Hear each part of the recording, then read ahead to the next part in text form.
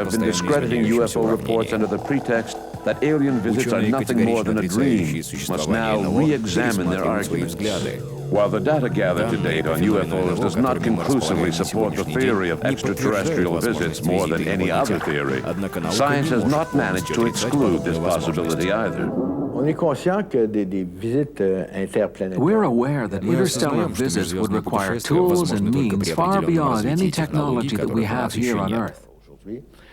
We would have to Для examine этого quantum необходимо physics, продолжать исследования в области квантовой reformulate the theory of физики. Мы general должны relativity пересмотреть and и теорию consider the относительности, чтобы possibility of обсуждать traveling возможность faster than the путешествия speed of быстрее light. скорости света. All of that is reasonable. Я не говорю, что все это I'm станет certainly not реальностью going to sit сегодняшнего here дня. and tell you Конечно, that нет. science has gone Возможно, и as far через as it 100, can и go, через 1000 лет мы не that in сильно 100 продвинемся в years or решении этих 1,000 задач. years we won't know much Здесь more than we скорее do идет now. разговор о возможностях, So it's just а a не о том, question of когда мы means. этого достигнем. I think that if Я a думаю, если мы civilization сумели continues to выжить и на survive протяжении and долгого to периода develop времени over a long развиваемся, period of рано или time, поздно наша it цивилизация will найдет eventually возможность discover the means межзвездных of interstellar путешествий. travel. The question Вопрос is, в том, сколько do many цивилизаций civilizations существует во exist? Вселенной? И And хватит do ли they нам have enough мудрости, чтобы wisdom не to погубить continue to себя самим, survive чтобы long дожить enough до to момента reach this этой point? встречи? Earth has already Два launched 2 межзвездных аппарата, Voyager отправленных с probes, Земли, уже which are находятся now за пределами outside of our Солнечной solar системы. system. And over the next Через tens of несколько thousands of десятков или years, тысяч лет они they'll be достигнут reaching других stars звездных other than our систем. Sun. We're С capable of помощью этих sending out a технологий мы small можем plaque with отправлять a в космос drawing of a свои man and послания. woman on it Мы saying, можем рассказать "Hi, Вселенной, кто мы we're here." такие и как мы выглядим. Will it end up in the Получит right ли кто-нибудь place? наши послания? It's doubtful. Это весьма сомнительно. There's a very Шансы ничтожно small малы. probability of it happening. We're still not В ready to строительстве build космических crafts аппаратов capable мы of используем carrying an земные entire технологии, ecosystem а on подобные board for путешествия interstellar требуют travel. сверхскоростей. Trips such as Возможно, those через would 1000 require лет нам extreme удастся решить speeds, эту проблему. which we're thousands of years away from achieving. The ship would need to На have an межзвездном entire корабле будущего, ecosystem, возможно, including найдется место agriculture. земной экосистеме. It would be В a один bit like прекрасный putting день мы сможем Montreal поместить Island на into борт orbit межпланетного with судна its целый entire город со всем population, его which населением. would continue to reproduce. We're not there До yet, этого нам еще далеко, but we might но be все someday. реально. If we're still a Если viable через 10 000 лет civilization in земная 10,000 цивилизация будет years способна in развивать human and биологический и technological terms, технологический прогресс, then why not? почему бы и нет?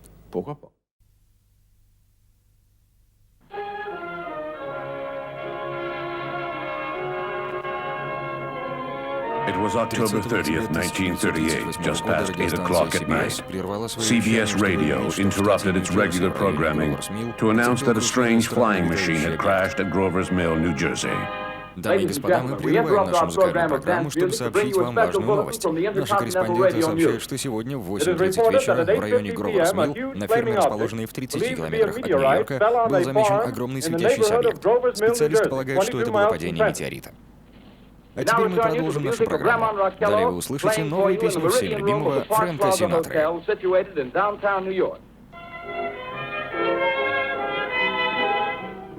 Moments later, came the announcement that people approaching the object had been struck down by a mysterious death ray.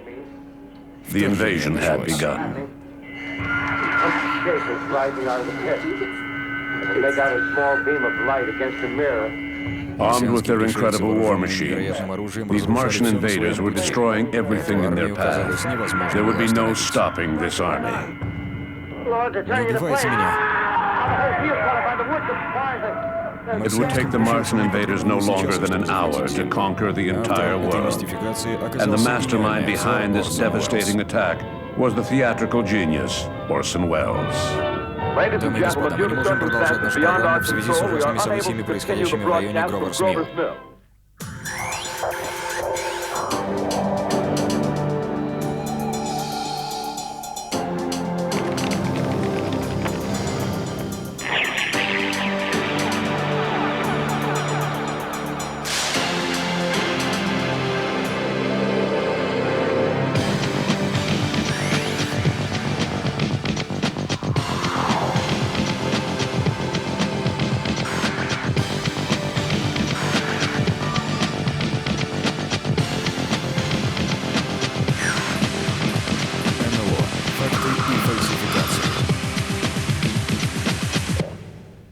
Научный взгляд на таинственный феномен НЛО. Попытка разобраться в необъяснимых на сегодняшний день явлениях.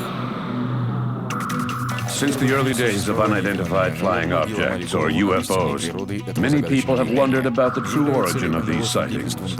Could UFOs be a sign of external forces, or does their mystique have a more sociological origin? How is it that UFOs have changed over the past 50 years, from classic flying saucers to ominous black triangles? The changes in stories of alien encounters are even stronger proof of this evolution. Just a half-century ago, aliens looked more like goblins in spacesuits than small people with big bug eyes. How can we explain this change in the way they look? In the last 50 years, there has been a noticeable evolution in UFO phenomena. In the early 1950s, you had your basic flying saucer that had a tendency to break down from time to time, like your trusty old Ford. Braver aliens would stop and ask to borrow a screwdriver to repair their ship. The next big trends were alien abductions and encounters with humanoids. Then, in the early 1990s, there were waves of triangle sightings. It seems that there has been an evolution in UFOs and aliens. In actual fact, this evolution has a familiar ring to it, since aliens have evolved in science fiction as well.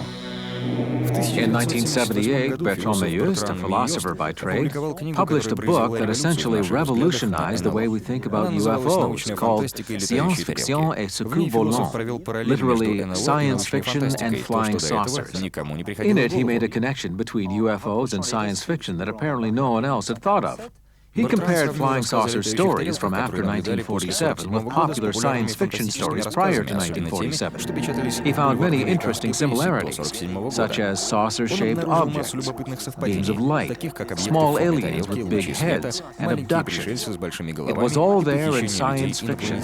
How do we explain such a coincidence? The most obvious answer is that people who report UFO sightings must be avid readers of science fiction, case closed. But Meilloust contended from the start that the answer is not as simple as that. He presented a number of different hypotheses to explain the phenomenon, but the similarities between the two just kept on growing over time. More recently, Michel Merger, an authority on the history of science fiction, suggested that people who see UFOs are a bit like science fiction writers. Their stories, which are at least partly fictional, are based on ideas that they have already been exposed to. They are a product of their culture. Plus ou moins artificiel. Donc tout ça a été une création culturelle. Proponents of this psychological theory were quick to adopt Michel Merger's book, Alien Abduction, published in 1995, over Bertrand Meilloust's earlier works. What I was trying to accomplish with that book was to put my observations down on paper. The history of UFOs began in 1947.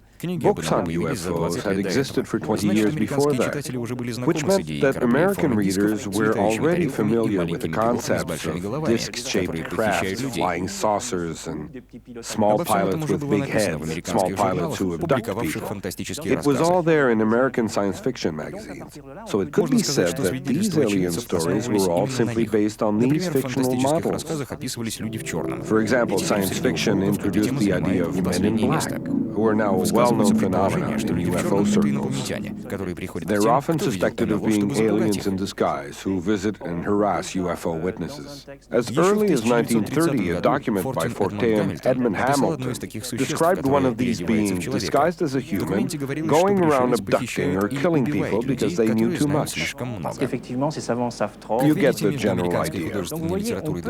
So you see, there are distinct correlations between American fiction of the 1920s and 30s and UFO stories reported later on. That being said, there's no way of knowing precisely how the transference occurred. It would take a highly specialized sociological study that, for all intents and purposes, would be next to impossible to conduct today.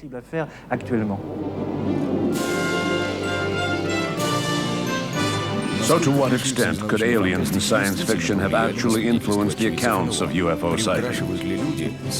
Do people subconsciously draw on science fiction folklore to embellish their stories? Or do they really experience what they claim? Some extraordinary technological advances were made at the end of the 19th century, including the telephone, gramophone, diesel engine, X-rays, and the radio. In 1886, Jules Verne wrote Robert the Conqueror, a novel in which the hero travels the world in an amazing flying machine, a cross between a boat and a blimp. At about the same time, strange objects began to appear in the sky over the United States. It was the dawn of airships, flying machines that looked more like dirigibles than spaceships. While some people saw this coincidence as an uncanny parallel to science fiction, others saw it differently. Quand on When discussing the influence of science fiction on UFO sightings, people will often bring up the wave of airships over the United States in 1897. During the Great Airship, as it was known, one or more objects were seen flying over the country. Some people even claim to have met the occupants. Rationalists pointed to Robert the Conqueror and other futuristic novels, as sci-fi novels were known back then, saying that they had influenced journalists to create these tall tales, which was probably true in some cases. But literature wasn't the main cause of the wave. There was just something in the air at the time. Patents were being issued for inventions that bore a striking resemblance to the strange flying machines of the day. Machines made with Victorian technology, not just nuts and bolts, but heavy-duty hardware. These were machines that should not have been able to fly at all. Still, people claim to have seen giant steel cylinders with paddle wheels flying in the skies. Very strange indeed. We need to consider the possibility that people really did see these older UFOs. This is a subject that has always been of great interest to me, because these sightings occurred before 1947. Before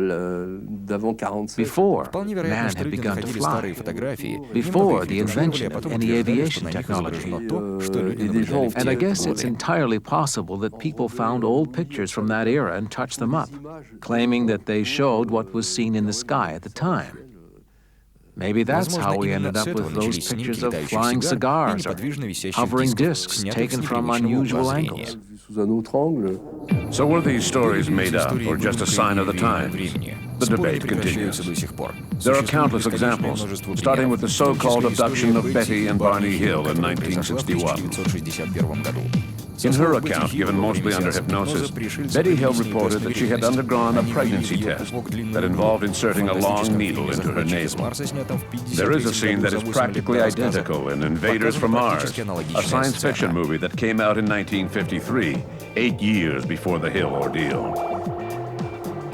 In addition to the pregnancy test, Invaders from Mars also depicted extraterrestrials using radio transmitter implants to control the minds of their victims. There was no mention of implants in UFO stories from the 1940s and 50s, but they became incredibly popular during the 1980s.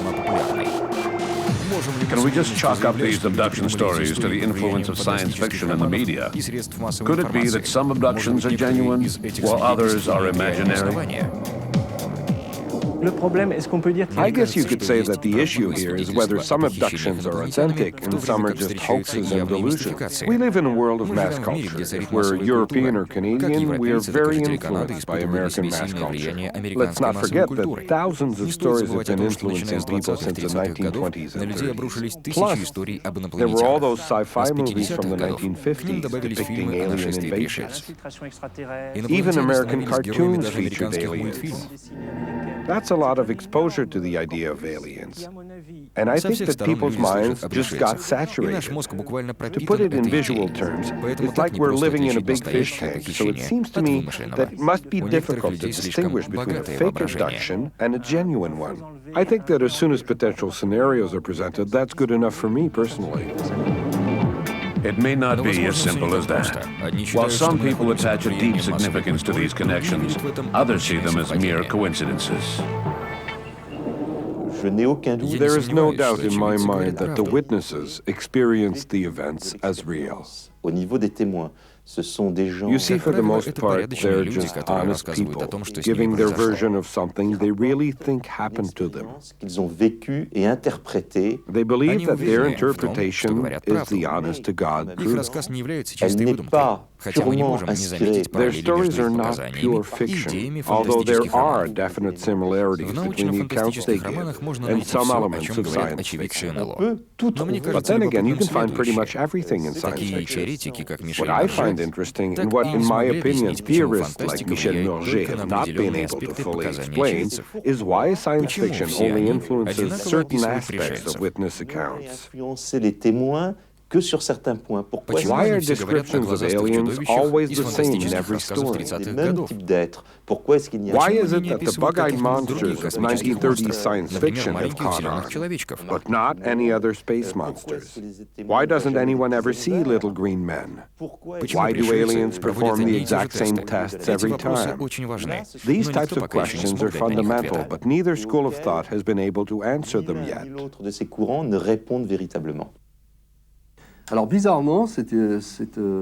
Curiously enough, the theory that UFOs originated in science fiction was most popular in Europe, and particularly in France. The science fiction community is a lot like the ufology community. Science fiction isn't considered total trash, but then again, it certainly isn't considered in the same league as classic literature or film. The science fiction community has the same problem gaining recognition as the ufology community. Somewhere along the way, science fiction writers came to be known as myth makers, a role they were all too pleased to assume. But this seemed to occur only in Europe. For some reason, it never made its way across the ocean to the United States, where sci-fi writers never talk about that theory.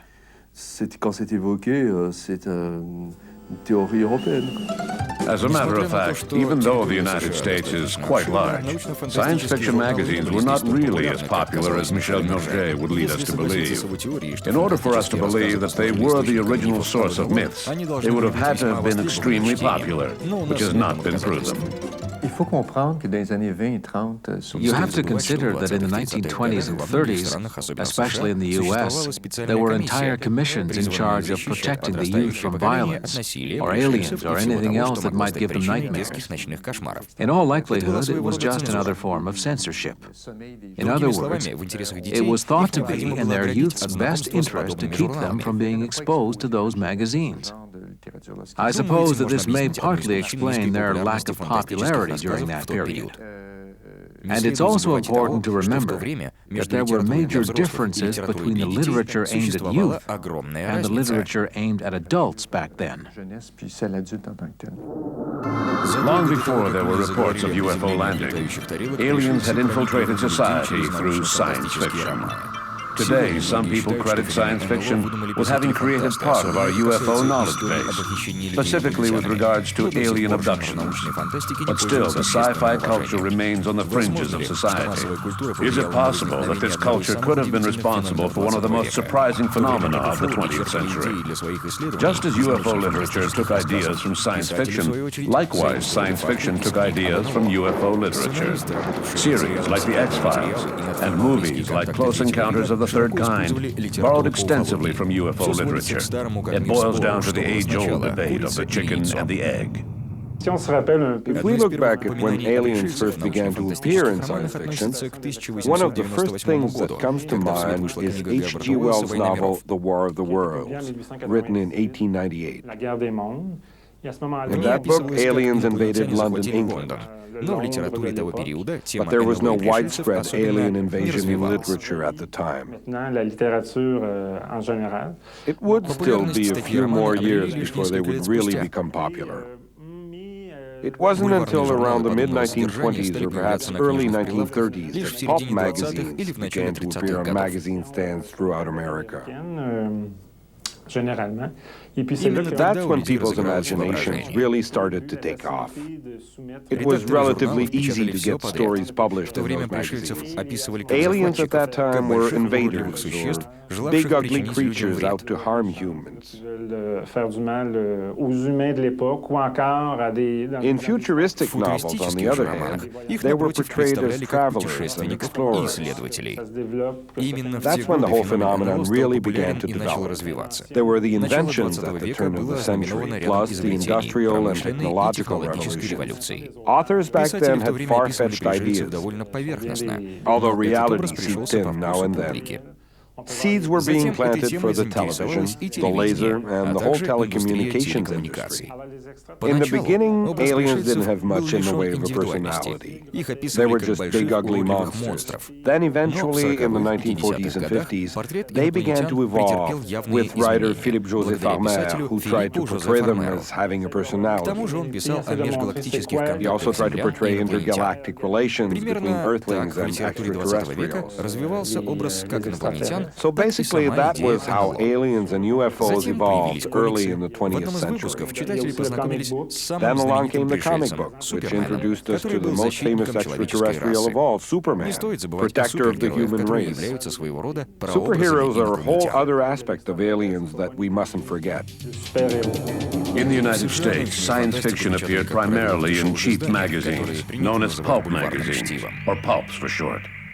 The first one to become popular was Argosy, which came out in 1896. But the real wave of pulp popularity was between 1923 and 1926. They were around for about half of the 1920s. The first one that was really of the science fiction genre was written by Hugo Gernsback, a Luxembourg immigrant living in the United States. He was a big fan of technology, which he used as material for his first sci-fi pulp magazine called Amazing Stories. He also created a fantasy series called Weird Tales. What followed was that most, if not all, well-known American science fiction writers ended up contributing stories to pulp magazines, which earned their names from the poor quality of the paper that they were printed on. You could still see bits of pulp in the paper itself. This is where the space operas originated. There were grandiose stories about invasions and valiant heroes who stopped them. Heroes like Flash Gordon, Buck Rogers, and Doc Savage. Not only did they have their own pulp magazines, but they also appeared in other series as well. They fended off evil invaders who were threatening to oppress smaller territories and planets. They were simple adventure stories, nothing more. The most exotic thing about them was probably the costumes and the appearance of the characters. The pulp's heyday was really in the 1930s. But it all came to an end in the early 1950s, with the advent of television and drive-in movie theaters, along with new technology and media. At that point, science fiction moved more into paperback novels, and pulp magazines virtually disappeared. Still, they are an important part of the legacy of science fiction literature, because they were more or less where it all began, and everyone was involved in them. Later on, sci-fi buffs got together and founded fan clubs all over the world, which in some ways paralleled the pulp magazines. They carried on the tradition of science fiction and kept the big-name authors on the cultural radar. In the wake of World War II, science fiction gained a new audience through movies and television. Flying saucers could be seen in theaters throughout America. Justin was too worried about a Soviet invasion to be concerned about a Martian one. All that really mattered was that these visitors from outer space were a moneymaker. Pulps basically fell off the face of the earth in the 1950s, when they were replaced with television and movies. There were a few juvenile TV shows like Space Rangers, but basically movies played a bigger role in teaching the public about aliens. In previous decades, things had been more subtle. There had been more mad scientists and vampires. Then in the 1950s, we had these big Hollywood productions like Forbidden Planet and The Thing that really tried to depict first contact between humans and aliens. These movies were a disaster.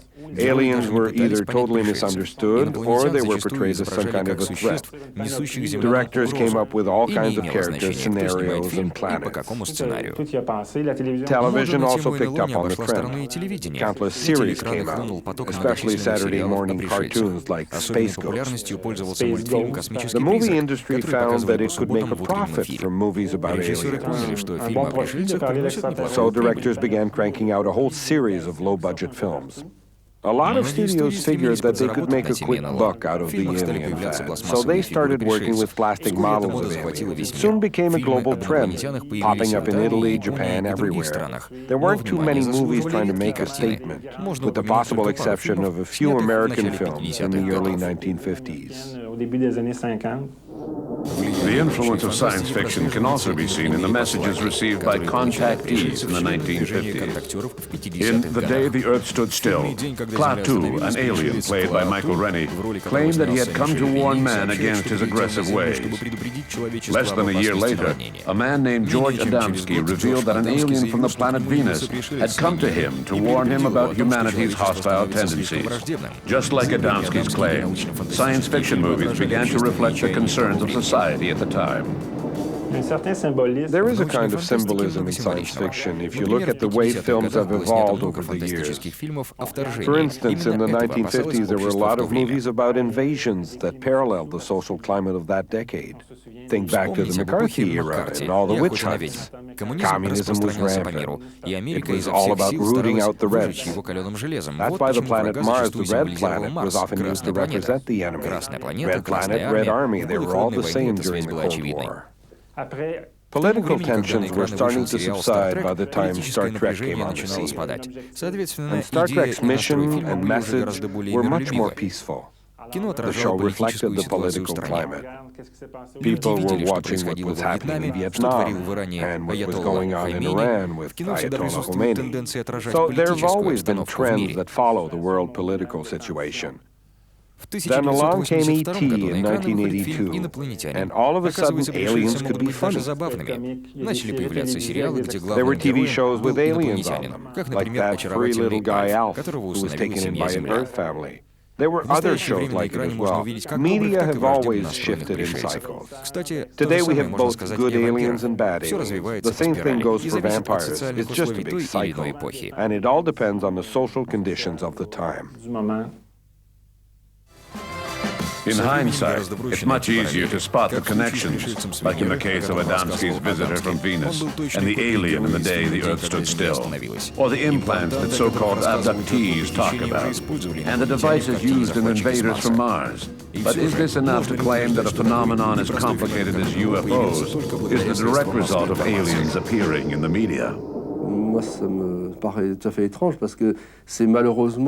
It seems a little far-fetched to me, because unfortunately, and I say unfortunately because I'm a big fan of science fiction literature myself, it simply isn't all that important in the great scheme of things. In 1947, there was only American sci-fi that was known worldwide, and it wasn't that popular even in the United States.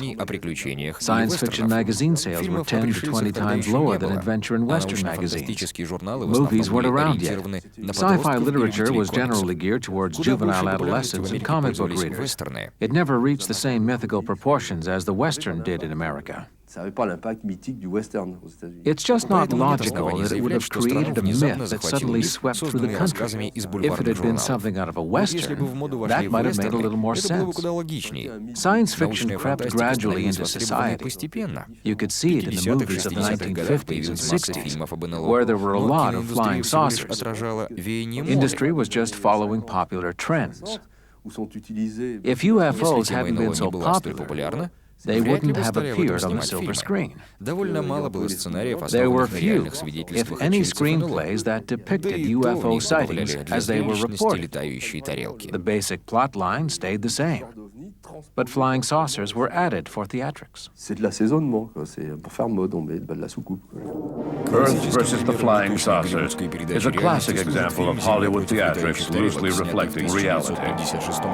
Filmed in 1956, this movie depicted aliens attacking Washington, D.C., and destroying the Washington Monument and the dome of the Capitol building. The film came out 4 years after the famous Washington Carousel incident. In July 1952, UFOs were seen flying over the nation's capital. This event received more media coverage than any other in UFO history. The closing scene of the movie was obviously inspired by the events of 1952. Yet another example of art imitating life. The truth is that the psychological theory is nothing more more than a caricature of real UFO incidents. Some say that Betty Hill was merely influenced by the movie Invaders from Mars. If that's so, then what about the radar echoes?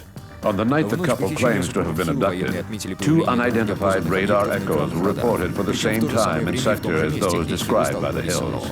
It's plausible that the Hills were influenced by science fiction, but it's a lot harder to believe that military radar could have been.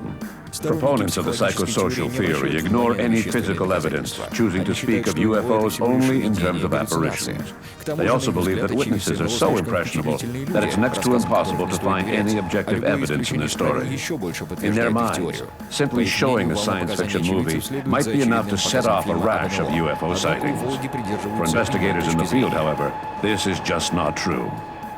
Mais il semblerait effectivement que les témoignages dans le passé. It seems that there were a lot more UFO sightings reported in the past than there are these days. The 1970s are a perfect example, because there were a great deal more sightings per year throughout that decade. To give you a better idea of what that means, today we get about 50 sightings reported every year. Back in the 70s, we were getting well over 100 sightings every year. Specifically, there were a lot of reports classified under Category D, events that remained unexplained given the data provided in the account. Basically, there are no conclusive findings in all of this. Some people have tried to claim that when movies appear like E.T., Close Encounters of the Third Kind, or more recently Independence Day and Mars Attack, the number of UFO sightings increases. That's just not true. Statistics show that there is no correlation whatsoever between movies or television shows about aliens and the number of UFO sightings reported. In actual fact, what happens most of the time is that a person comes face to face with something that they do not understand, and they contact the police in the hopes of getting an answer to the mystery. Of all the sightings that are reported, practically none of them turn out to be a hoax.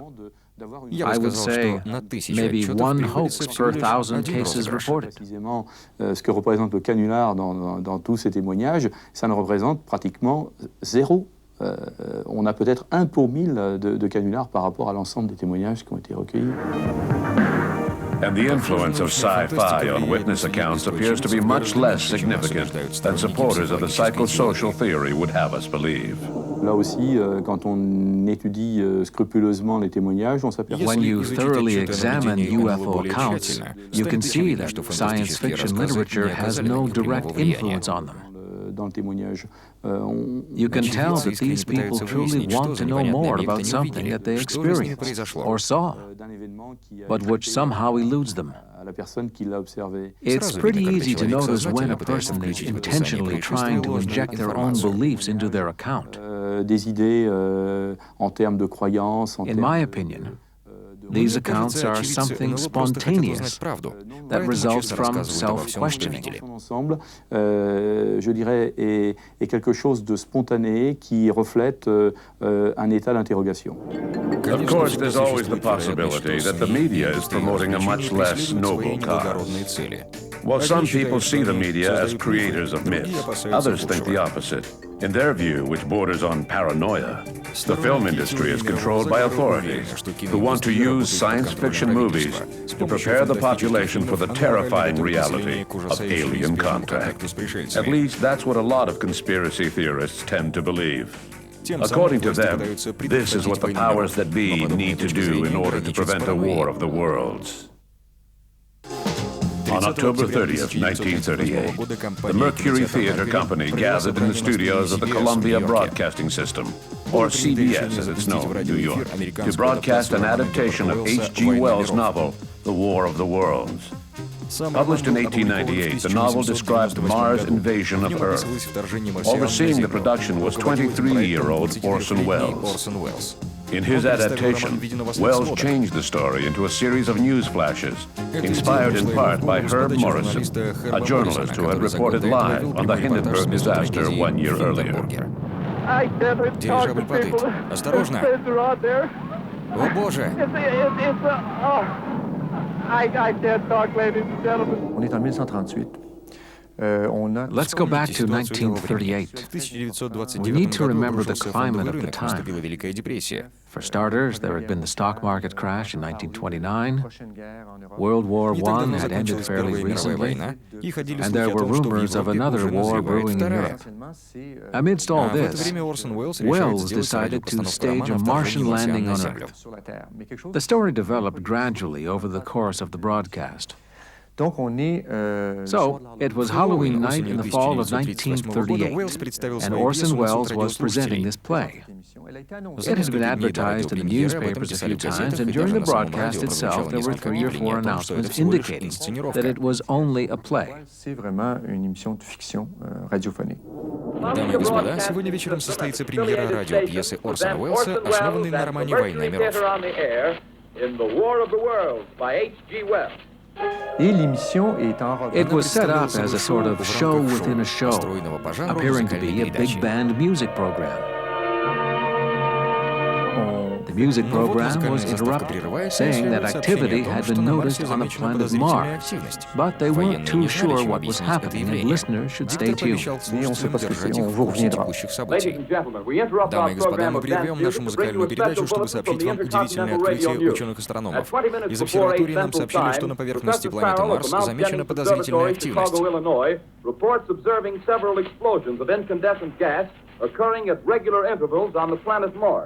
They continued to interrupt the music program with news flashes whenever important information came in, just like the media do now. There were around 6 million listeners, and they say that about 1/6 or a million of those people were genuinely frightened or panicked by the show. Теперь уже очевидно, что на Землю прилетели пришельцы с другой планеты. Хелен, пойди сюда, послушай, что говорят по радио. То, что сначала приняли за крупный метеорит, оказалось космическим кораблем пришельцев.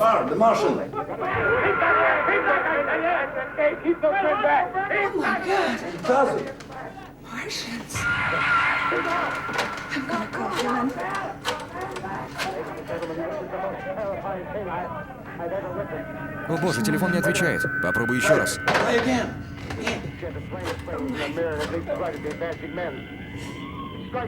Он молчит. Так это правда?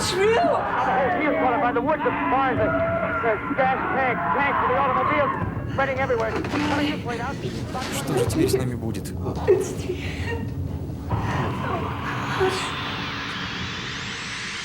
What's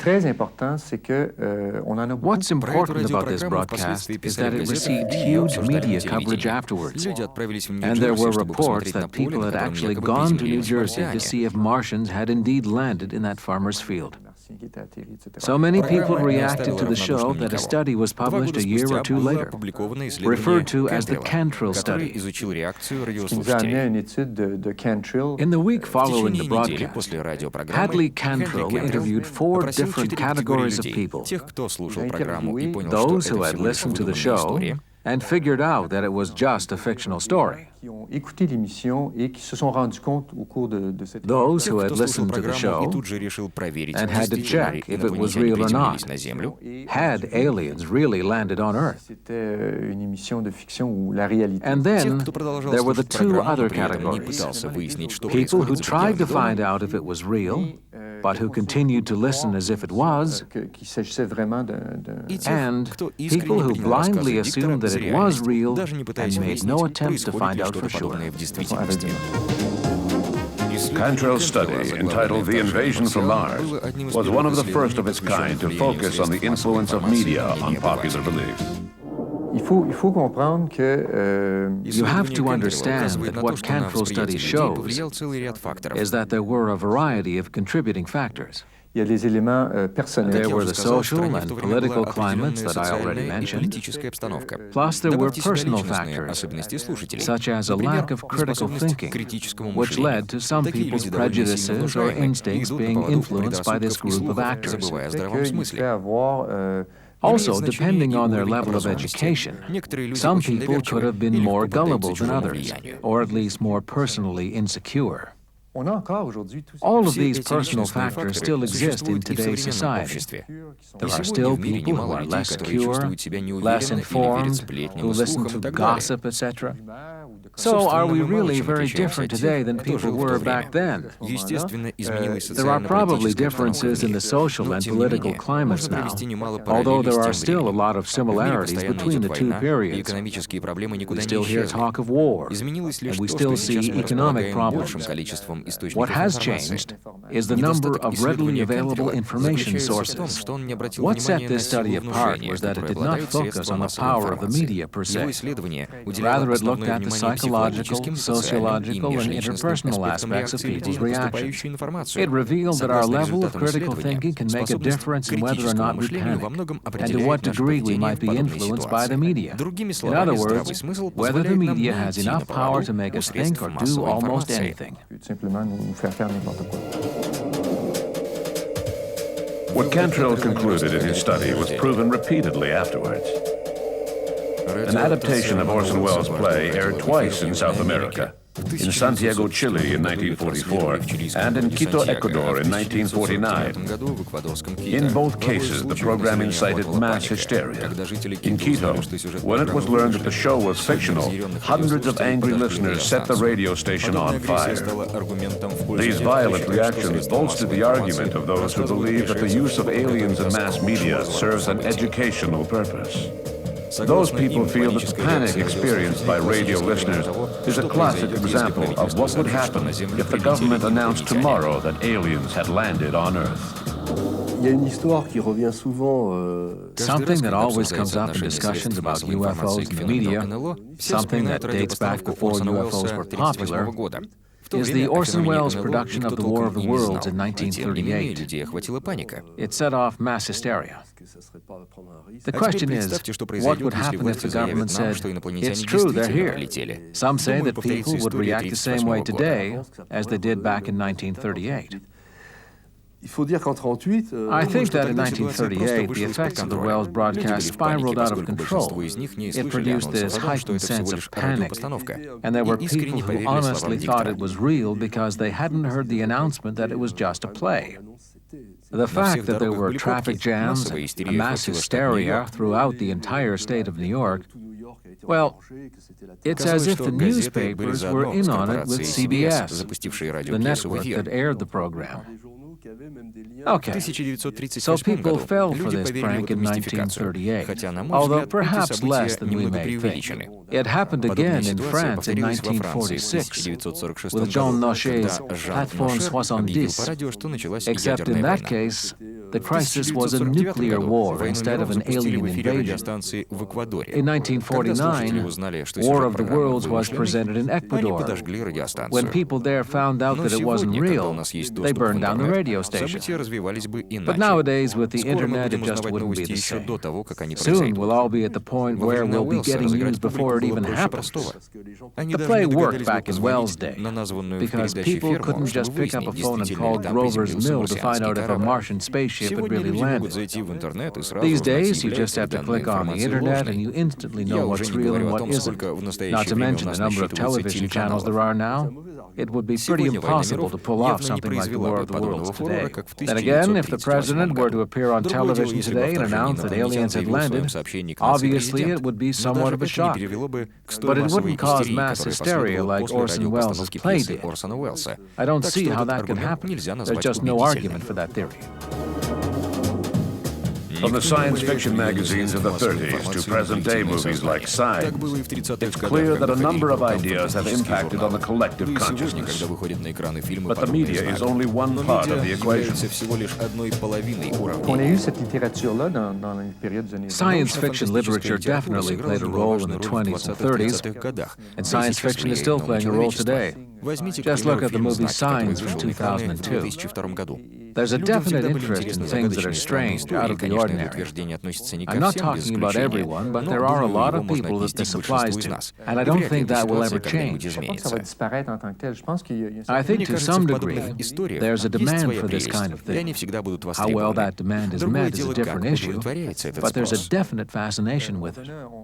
Earlier, we spoke of the impact of Orson Welles' play on South America when it aired down there 3 years later. But we don't have to go as far as Chile or Ecuador to see how fascinated people are by aliens. In 1980, a small community station outside of Montreal announced that aliens had landed near Mont Saint-Hilaire, and some 800 people went to check it out. That was in 1980, which is not that long ago. Science fiction may not fill a vital need, but I think it fills a need that people have to fantasize.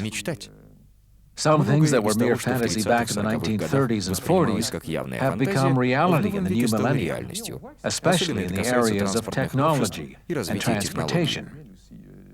There's a fine line between fact and fiction, and sometimes it's hard to tell where the line begins and where it ends. Des fois, des frontières qui sont difficiles à ajuster. The Cantrell studies show that the influence of the media on our beliefs is a personal matter. Even if you support the theory that authorities were trying to manipulate the population, it's a bit of a stretch to say that that alone could be enough to convince the entire population that aliens exist. There are a lot of different influences, and for people who allow it, the mass media can become a source of influence. So, when they're in line at the grocery store and they read a headline about some Hollywood celebrity being abducted by Martians, if they're already inclined to believe what's in the tabloids, and if they read a lot about aliens and so on, seeing that headline might just be proof enough for them. The media's job is to present the different issues of the day. It's up to us to figure out what's true and what isn't. Hopefully, the majority of people still have some analytical abilities and are capable of critical thinking. But given the situation where both the external and internal factors come into play, a person might experience confirmation bias and see what they want to believe. If UFOs are nothing but a myth born out of pop culture, then whatever happened to the monsters and robots of early sci-fi novels? And if the media was just a puppet used by the government to prepare the world for the big revelation that aliens are real, then its efforts were clearly in vain. The number of people who believe in aliens is about the same today as in 1950. Studying UFOs without taking pop culture into account would be an exercise in futility. You'd have to be blind to miss the remarkable coincidences between science fiction and the field of ufology. But you'd have to be just as blind to chalk up the whole UFO phenomenon to the single explanation that it comes from pop culture. The appearance of science fiction concepts in UFO stories doesn't teach us much about the UFO phenomenon itself, but it does tell us about the witnesses and how the media influences them. The tree shouldn't stop us from seeing the forest.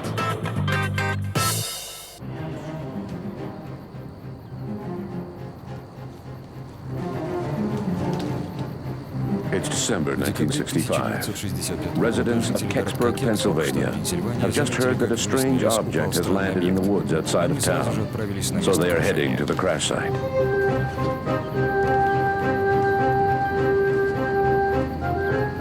They make their way carefully into the woods and are soon drawn to a glowing light emanating from the object. Up close, it looks like a bronze-colored bell. They see inscriptions on the object that look like hieroglyphics. A few hours later, the Army seals off the woods, claiming that it is a matter of national security. Where did the object come from? Could it be an alien spacecraft?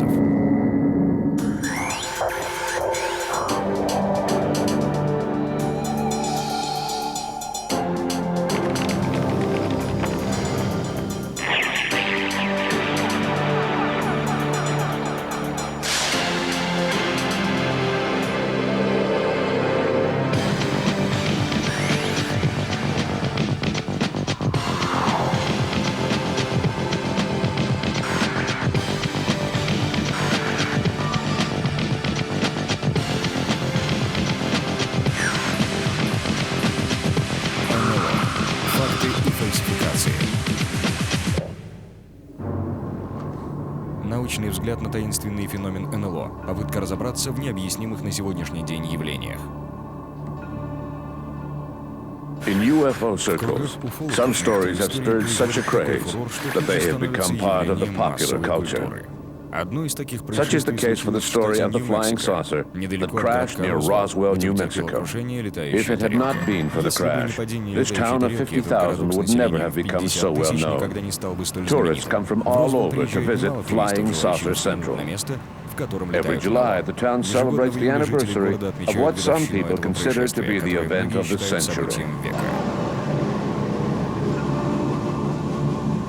In early July 1947, a local rancher, Mac Brazo, discovered a lot of strange debris on his property, varying from ultralight aluminum paper to small pieces of what looked like balsam wood. A few days later, he told the town sheriff, George Wilcox, who advised the military base outside of Roswell, headquarters of the 509th Bomb Squadron, the only unit in the world with an atom bomb. That same day, Major Jesse Marcel and Captain Sheridan Cabot showed up to recover the debris. A few hours later, Colonel Blanchard, commander of the Roswell base, issued a press release stating that they had captured a flying saucer. But once the debris had been shipped off to the military base in Fort Worth, Texas, authorities retracted that statement. General Roger Ramey, commander of the 8th Air Force, stated that the debris found in Roswell was nothing more than the remnants of a weather balloon. The Roswell case was closed, at least for now. Alors l'affaire de Roswell, très rapidement, c'est... Well, according to the story, something fell to the ground near Roswell in July 1947. Seule base nucléaire américaine. Roswell was the only American nuclear base at the time, and it was believed that the object was a flying saucer. The news was announced by the media following a press release issued by the military base. Then the whole thing was later denied by the U.S. Army.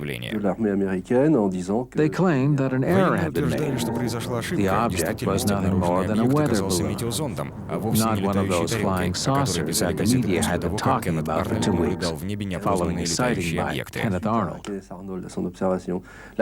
story died down until the end of the 1970s, when one of the key witnesses came forward, a Major Jesse Marcel, who had been to the Brazel Ranch to recover the wreckage from the flying saucer. He said that the whole story was true, that they really had recovered an alien spaceship in Roswell, and that the U.S. Army had been covering up the truth for 30 years. After that, other witnesses came forward, who were more or less credible. The story became known nationally, then internationally, and now it has become somewhat of a myth. Now, it's hard to tell what's fact and what's fiction, since so many false statements have been added to the mix. Ça a une tendance à ensevelir le bon grain. The statements made years later describe a whole different story than what was originally told to the press. According to the new version, 2 flying saucers crashed in the Roswell Desert in 1947. One exploded in the sky over the Brazel Ranch, where all the debris was found. Then the second one landed in the plains of St. Augustine. Or perhaps it was the same object that was damaged while over the Brazel Ranch, then rose again to continue on its westward path. At this second crash site, authorities supposedly recovered a spaceship that was nearly intact, as well as 4 to 6 humanoid bodies. There seems to be 2 parts to the Roswell story. On one hand, there were statements made about the debris found at the Brazel Ranch, primarily made by first-hand witnesses and at times confirmed in official documents. For instance, Major Jesse Marcel gave an interview in the late 1970s, saying that the remnants could not be torn or burned. If crumpled in a ball, they would spring back to their original shape, like mylar. Marcel also explained that before being shown to the press, the real debris was replaced by remnants of a weather balloon. On the other hand, there were statements made about recovering a spaceship and its occupants. Those were basically second- and third-hand accounts. The most famous crash retrieval incident is the 1947 году Roswell произошло одно incident из of самых известных крушений НЛО. 1947, Это случилось спустя всего 2 недели после того, как Кеннет Арнольд наблюдал в небе неопознанные летающие объекты. Можно сказать, с этого момента летающие тарелки стали считать особым явлением. Мы точно знаем, что в пустыню в штат Нью-Мексико с неба упал некий объект, скорее всего, диск. Это произошло рядом с секретной базой, на которой разрабатывалась атомная бомба.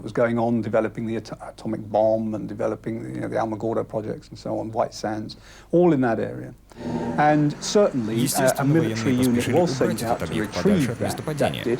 В то время на базе возле Розуэлла хранилась единственная атомная бомба в мире.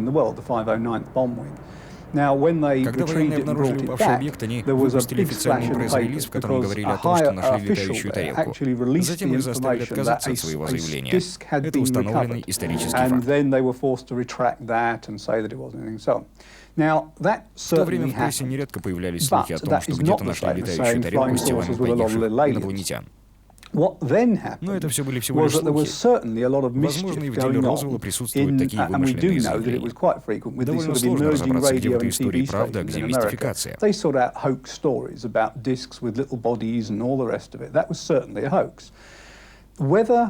Затем это дело закрыли и не вспоминали о нем до 1973 года, пока им не заинтересовался Стэнтон Фридман. When we look at the history of the way it came out, Roswell was actually not particularly, no one was interested in Roswell. Right from 1947 virtually to 1973, when Stanton Friedman started to actually bring out a lot of information about this. And he kind of put the stories together, made a pretty coherent package, which was very interesting, but which may have picked up some of the silly stories along with some of the real stories. So there's a certain amount we do know, a certain amount that's speculated, a certain amount I feel is pretty doubtful. It's been led on in the past few years. Вполне вероятно, дело Розуэлла выглядит совсем иначе, чем нам пытаются его преподнести. So I think Roswell Но, is probably not all несомненно, people would like it to be, but it's certainly one of the real crash retrievals of something anyway in history. Il y a deux histoires de Roswell, si on peut dire. I would say that there are two stories related to Roswell. One is associated with the first alleged crash site visited by Jesse Marcel, where they found strange material with properties that were extraordinary for that time period, such as aluminum paper that could not be torn, which would return to its original state after being crumpled in a ball. There were several witnesses, including Mark Brazel, the rancher who found the debris, Jesse Marcel, who recovered the debris, his wife and son, to whom he showed the wreckage before going to the base, as well as the people at the base and the sheriff of Roswell. Then there's the second story, which might be true, but which is only supported by second-hand accounts or unreliable witnesses. According to this story, there was an initial crash, and then, after hitting the ground once, the spaceship allegedly flew further and crashed again. And that's where they found the bodies of the ship. That's when the Roswell cover-up began, according to witnesses.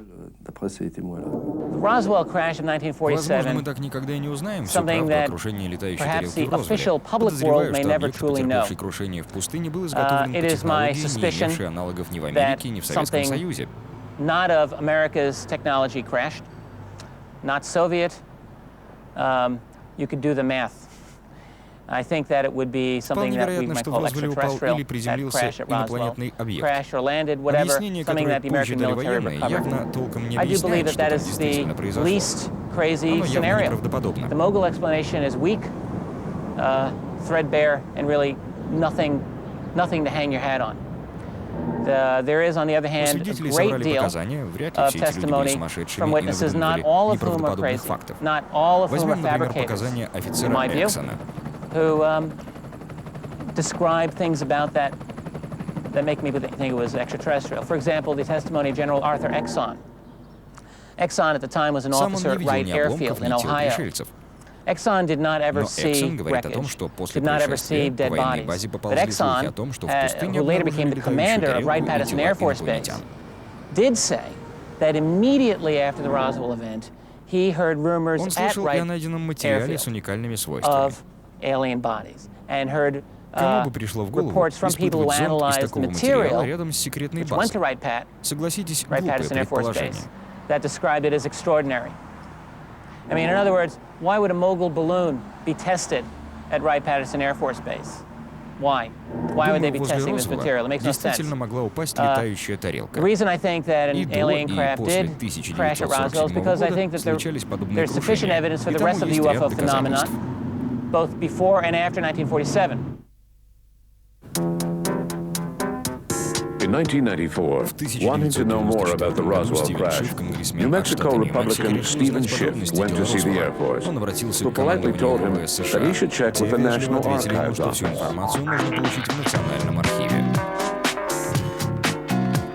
At the National Archives, he was told that he should speak to the Air Force for information about Roswell. Tired of being treated like a ping-pong ball, Schiff went to the General Accounting Office, a sort of ombudsman for U.S. politicians, who instructed the Air Force to allow Schiff access to its archives. In July 1995, the GAO published its investigation report. Other than stating that several documents had been lost or destroyed, the report mentioned that certain documents had been found relating to secret projects that might shed light on the Roswell mystery. When the Air Force had to reopen its files, I don't think they really knew what they would find, because it had been so long that no one really remembered anymore. They dug into the files and discovered what UFO researchers already knew. Something had indeed landed in Roswell. It wasn't just a tale or a rumor. The question was, what exactly was it that fell? At the time of the incident, the world was still in the Cold War period, and the state's #1 enemy was not the Martians, it was the Russians. The military was using every means possible to keep track of what the Russians were doing, especially with respect to the atomic bomb. The U.S. was leading the arms race at the time, but not for long. One of the projects designed for this purpose was the launching of sensors into the upper atmosphere to detect possible atomic bomb explosions by the Russians. The Roswell incident was supposedly linked to this project. In my opinion, a project like this would be the most likely explanation for the object that landed in Roswell. They were launching trains of balloons, several weather balloons tied together hundreds of feet long, with measuring instruments attached at the end. It was a top-secret operation. The balloons were launched into the upper atmosphere, where the instruments would take their readings. Then the balloons would fall into the desert. It seems that what the rancher found on his property was nothing more than remnants of a train of balloons. He thought it was wreckage from a spaceship, but he hadn't actually seen a spaceship, just pieces of metal and assorted junk, which he brought back to the Roswell base. The Roswell base was not aware of the balloon train program being carried out by the Alamo Gordo base. When they saw the debris, they used the word flying disc, since it was a buzzword at the time, and the story took off from there. While the GAO was preparing its report, the Air Force decided to publish its own. The Roswell report was a 1,000-page document in which flying saucers came from a strange planet named Mogul. The first report explained the Roswell crash as the probable wreckage of a type of classified balloon known as Mogul, which was a real project, which was designed to determine when the Soviet Union would detonate its own nuclear device. This was 1947 and 48. Mogul was a highly classified project. There were Mogul balloon tests in that area, and there were crashes of Mogul balloons. The Air Force released its report in 1995 and stated this thesis. The Air Force took the lead, publishing its first report in 1994 or 1995, admitting that they had not told the truth originally. It had not been a weather balloon. It had been a large balloon train, referred to as Mogul balloons, which were top secret at the time, used to detect Russian atomic explosions.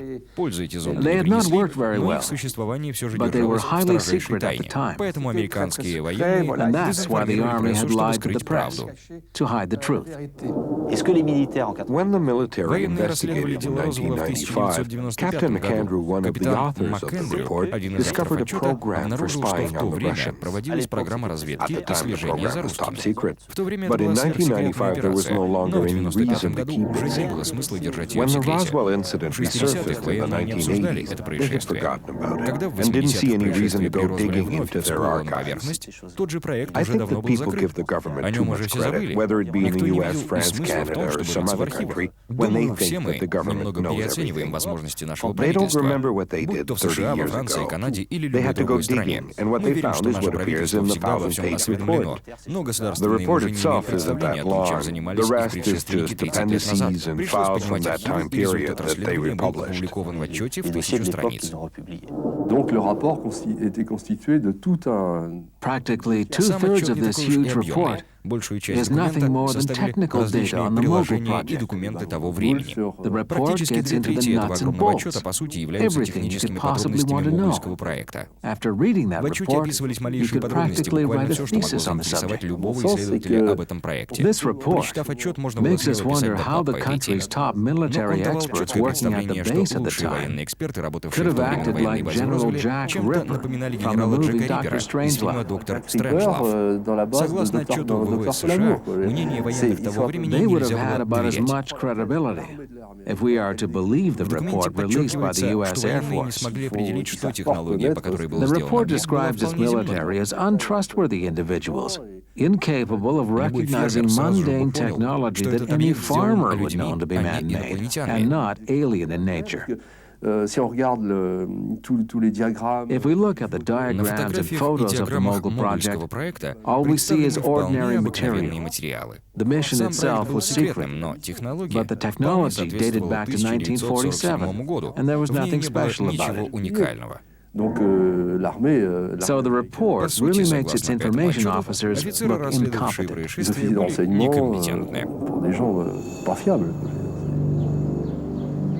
Then in 1997, with uncharacteristic concern, the U.S. Air Force released a second report called Roswell, Case Closed.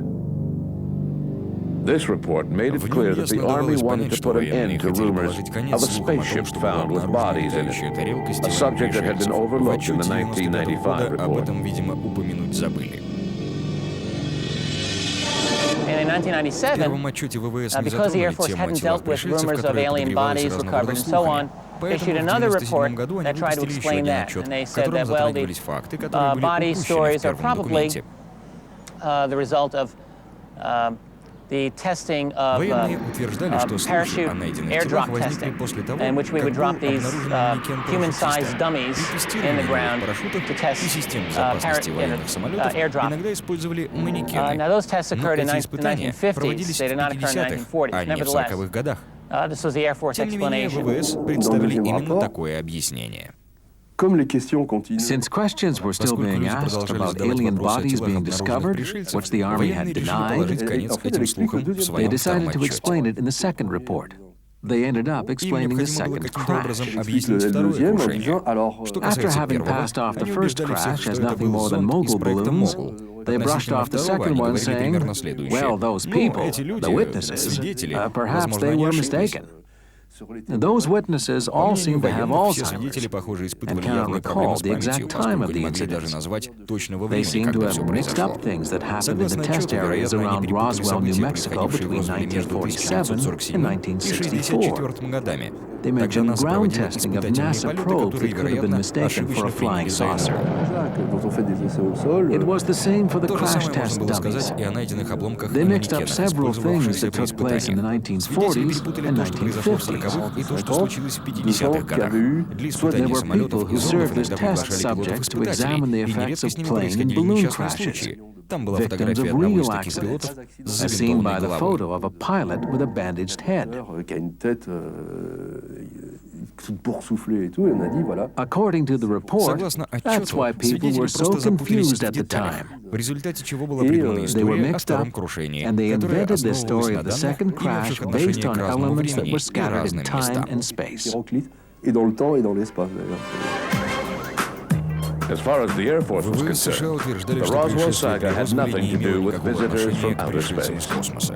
The alleged crash and recovery Предполагаемые of alien крушения и bodies найденные тела was nothing пришельцев more в than a series of действительности military свидетельствовали об activities испытаниях carried военной out in the техники, Roswell которые Desert between проводились в пустыне рядом 1947 с Розуэллом and между 1965. 1947 An и explanation that many people 1965 find годами. difficult to Но believe. это объяснение мало кому показалось правдоподобным. I've read the United States Air Военные Force, выпустили первый the отчет, two а затем United States второй, Air Force который был reports on the озаглавлен Roswell «Розуэлл. Дело incident. I закрыто». think one of them entitled Roswell Case Closed. And I have to На мой say, взгляд, они сделали все возможное, чтобы найти максимально возможное количество They've информации, clearly made дабы представить efforts общественности свое видение дела Розуэлла. Find as much information as possible about this, and I think they've done their best to put into the public domain the position as they see it. And where information is missing, I don't see that there's necessarily anything suspicious about that, because that's the way that governments and large bureaucracies work. Sometimes I lose a paper that I wrote last week, so I don't blame anyone if documents that are now over 50 years old are missing. I think it was perhaps unfortunate that there was this attempt to link the Roswell incident with the crash test dummy tests, because those, to me, the times were not even the same, and it seemed slightly irrelevant to bring that in. But, you know, perhaps they were just trying to address, to the best of their ability, the allegations about humanoid bodies. But I think that part was possibly not directly relevant. Sur la question des trains de ballons mogul, moi... As for the mogul balloons, I think it's pretty easy to come up with objections to that theory. First of all, it doesn't seem very likely that the commander of a military base with the atom bomb would have mistaken a mogul balloon for a flying saucer and issued a press release stating that we have captured a flying disc. Nous avons découvert, enfin, que ce soit trompé d'abord. A mogul balloon train consisted of 20 to 25 balloons attached to a cable. The fact remains that they were balloons, and if I do say so myself, you'd have to be pretty daft to mistake those balloons for a flying saucer. And these men were the Army's best. Et c'était l'élite de l'armée de l'air, ces gens-là. Secondly, there is still something strange that has never been properly explained. Having made this error, why would they go and announce it to the press, to the entire world? That seems odd. If it's true that Colonel Blanchard issued the release of his own accord, then he should have been severely disciplined. On the contrary, he led a very successful career, achieving the rank of a 4-star general. I have a problem with that. I also have a problem with one of the two people who visited the site of the debris. We know that Commander Marcel explained that the debris was extraordinary in nature, but his opinion was disputed. He was accompanied by Captain Sheridan Cavett, who worked with counter-espionage. Cavett was interrogated by the Air Force. There is even a 30-page description of the interrogation in the Air Force's huge report. They tried to convince him to say that he had seen a mogul balloon, but he absolutely refused. He would not admit that this was what he had seen. He stuck to the story that he had seen a weather balloon with its radar target. That's another strange thing that doesn't make sense, because if he didn't remember for sure, he should have gone along with them and said, yes, you're right, that must have been what I saw, a mogul balloon. The fact that he refused to say it is very interesting.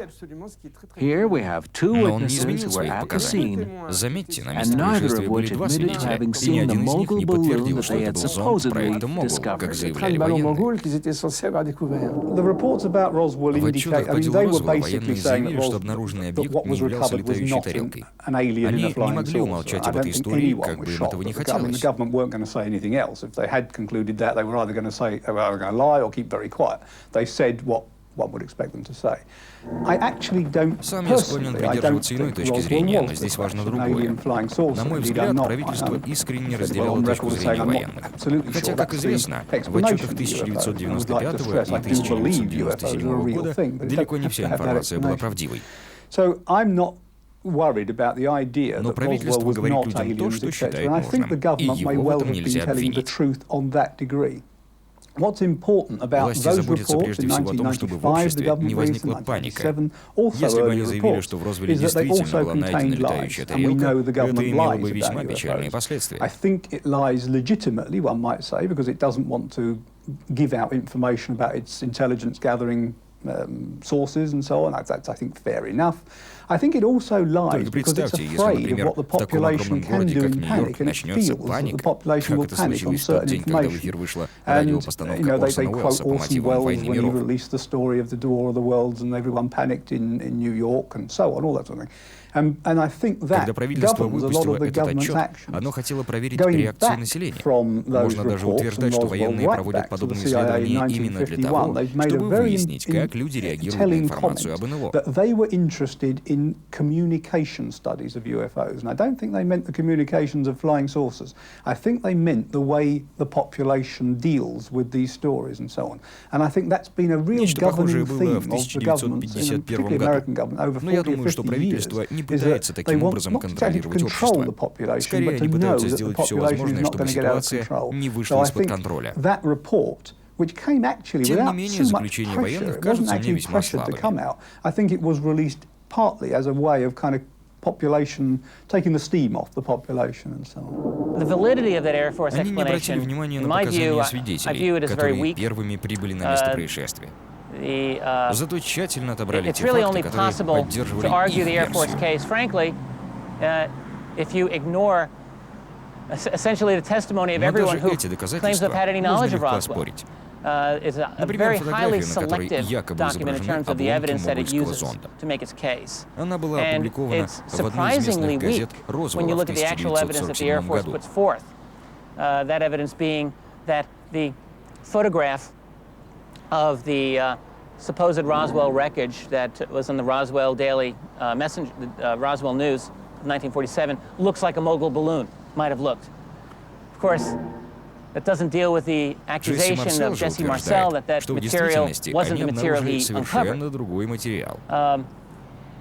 The mogul explanation really rests only on that. The rest of the mogul explanation deals with when the balloon launch might have taken place. So that, it's a very thin reed to rest such an argument on. My feeling is that the Air Force felt the need to deal with this issue because Roswell by 1995 had become a very significant public relations problem, something that had to be dealt with in some way. And the same thing with the 1997 report. Although UFO groups accuse the Army of being less than thorough in finding pro-Roswell witnesses, the opposite is also true. In reading the literature that abounds on the subject, it's amazing to see the questionable witness reports that seem to have been accepted as credible by UFO researchers. Let's take Glenn Dennis, for example. In 1947, Dennis was working as an assistant at the Ballard Funeral Home in Roswell. Early in July, he allegedly received a phone call from the military asking whether he had any small body bags, like the ones used to carry children, to which he replied that he did not. Later that afternoon, he supposedly went to the Roswell military base and saw a strange flying machine mounted on a flatbed truck. Then, the next day, Dennis ran into a nurse from the base who said that she had assisted in performing an autopsy of an alien the night before. Everything about this account rings false. If the Army had genuinely found alien bodies, they would never have contacted the assistant of the Roswell Funeral Home to inquire about body bags. It would never have allowed a civilian to enter the base while it was carrying out the most extraordinary recovery operation of all time. And it certainly wouldn't have left a flatbed truck loaded with an alien craft out in the open for all eyes to see. As for the story about the nurse, it seemed to change each time that Dennis told it. She may have died from cancer or a plane accident, or she may have died in her sleep on a military base in England. Despite all the unlikelihoods in his story, All books written about Несмотря на Roswell seem to неправдоподобность focus показаний on Глена Glenn Денниса, Dennis's практически все testimony. книги о And this is происшествии just в one Розвилле of dozens of others основываются на его that are рассказе just as или на questionable. других, не менее сомнительных This one свидетельствах. only goes to show that it's Обвиняя в easier for сокрытии UFO правды researchers военных, сами to find уфологи не fault with сильно the Army продвинулись в своих rather than исследованиях looking in their вести. own backyard. Очевидно, что все существующие As for the вещественные physical proof доказательства, of the начиная с Roswell crash, кинопленки, на которой everything from the запечатлено film of the вскрытие alien пришельца, autopsy и to the заканчивая so-called flying останками saucer летающей remnants тарелки, were shown to были be a явно hoax. сфабрикованы. The Roswell crash has become so well known that people sometimes tend to think that it's the only one of its kind, which is not true. Other similar incidents have occurred since 1947. For example, in his book Behind the Flying Saucers, published in 1950, Frank Scully discusses a rumor of a strange craft and its occupants that crashed near Aztec, New Mexico. We now know that Scully's sources were con artists, but that doesn't seem to matter. The Aztec incident is still part of UFO folklore. Mixed up with the Roswell crash is also the report of a crash in Aztec, New Mexico, and another saucer is alleged to have come down. Now, there are three real possibilities about that, or at least three obvious possibilities that one could list. One is that it was another saucer that crashed, and if we concede that flying saucers are flying over Mexico, and if they can be damaged in that way, then if there were several on a surveillance, then they could come down in two places. That's possible. The second possibility is that it was in fact the same flying saucer. And the second piece of debris is actually part of the damage of the first one, which mostly disintegrated over in Mexico, and part of it may have wobbled on and crashed in Aztec. The third possibility, and I think, frankly, it's the strongest one, we know that the Roswell crash was a real crash of something real, whatever it may be. I should say the listening disc is the favoured possibility, an actual huge disc-shaped thing, which in 1947 was used to be carried into the high atmosphere, which could sort of listen round corners in the days before, it was 10 years before we put the first satellite in orbit. So it's possible that it was that kind of dish.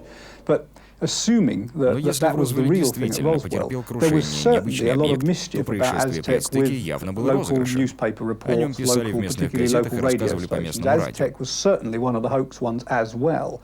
So whether the hoaxes were built on an actual story of a crash, or whether the whole crash story was virtually a hoax, is now, 50 years on, very difficult to determine. And there are proponents of both beliefs, particularly in America, where they've got certain witnesses, they claim, but they're usually the sons or daughters of the witnesses who are no longer alive and so on, and certain people are pretty convinced it's a hoax. I think the water is so muddy at Roswell and Aztec that we may actually never really know the truth, frankly. On December 9th, 1965, a strange object landed in the woods near Kecksburg, a small town 120 miles from Pittsburgh. After the crash, a handful of volunteers, including firemen, went to the woods to investigate. They found a bell-shaped object about the size of a compact car. The Army soon arrived on the scene and told all witnesses to keep quiet about what they had seen. Under the cover of night, the spacecraft was moved to a secret location. Just like Roswell, there is no doubt that something landed in Kecksburg. While a handful of residents swear that it was an alien spacecraft, the Army claims that it was nothing more than a meteorite. Là, on n'est pas dans juste des oui-dire. Là, il y a vraiment... In that case, it wasn't just a matter of hearsay. There were actual eyewitnesses, including firemen. The situation was like Roswell. There were several witnesses who seemed to be reliable, telling this story about the object landing in Kecksburg. And their story seemed to be plausible. Something unusual fell from the sky, was recovered, and then disappeared from sight. It could have been a Soviet space object, or who knows? According to the descriptions given, if it was of Soviet origin, it certainly wasn't a conventional object. The fact remains that apparently something real was recovered.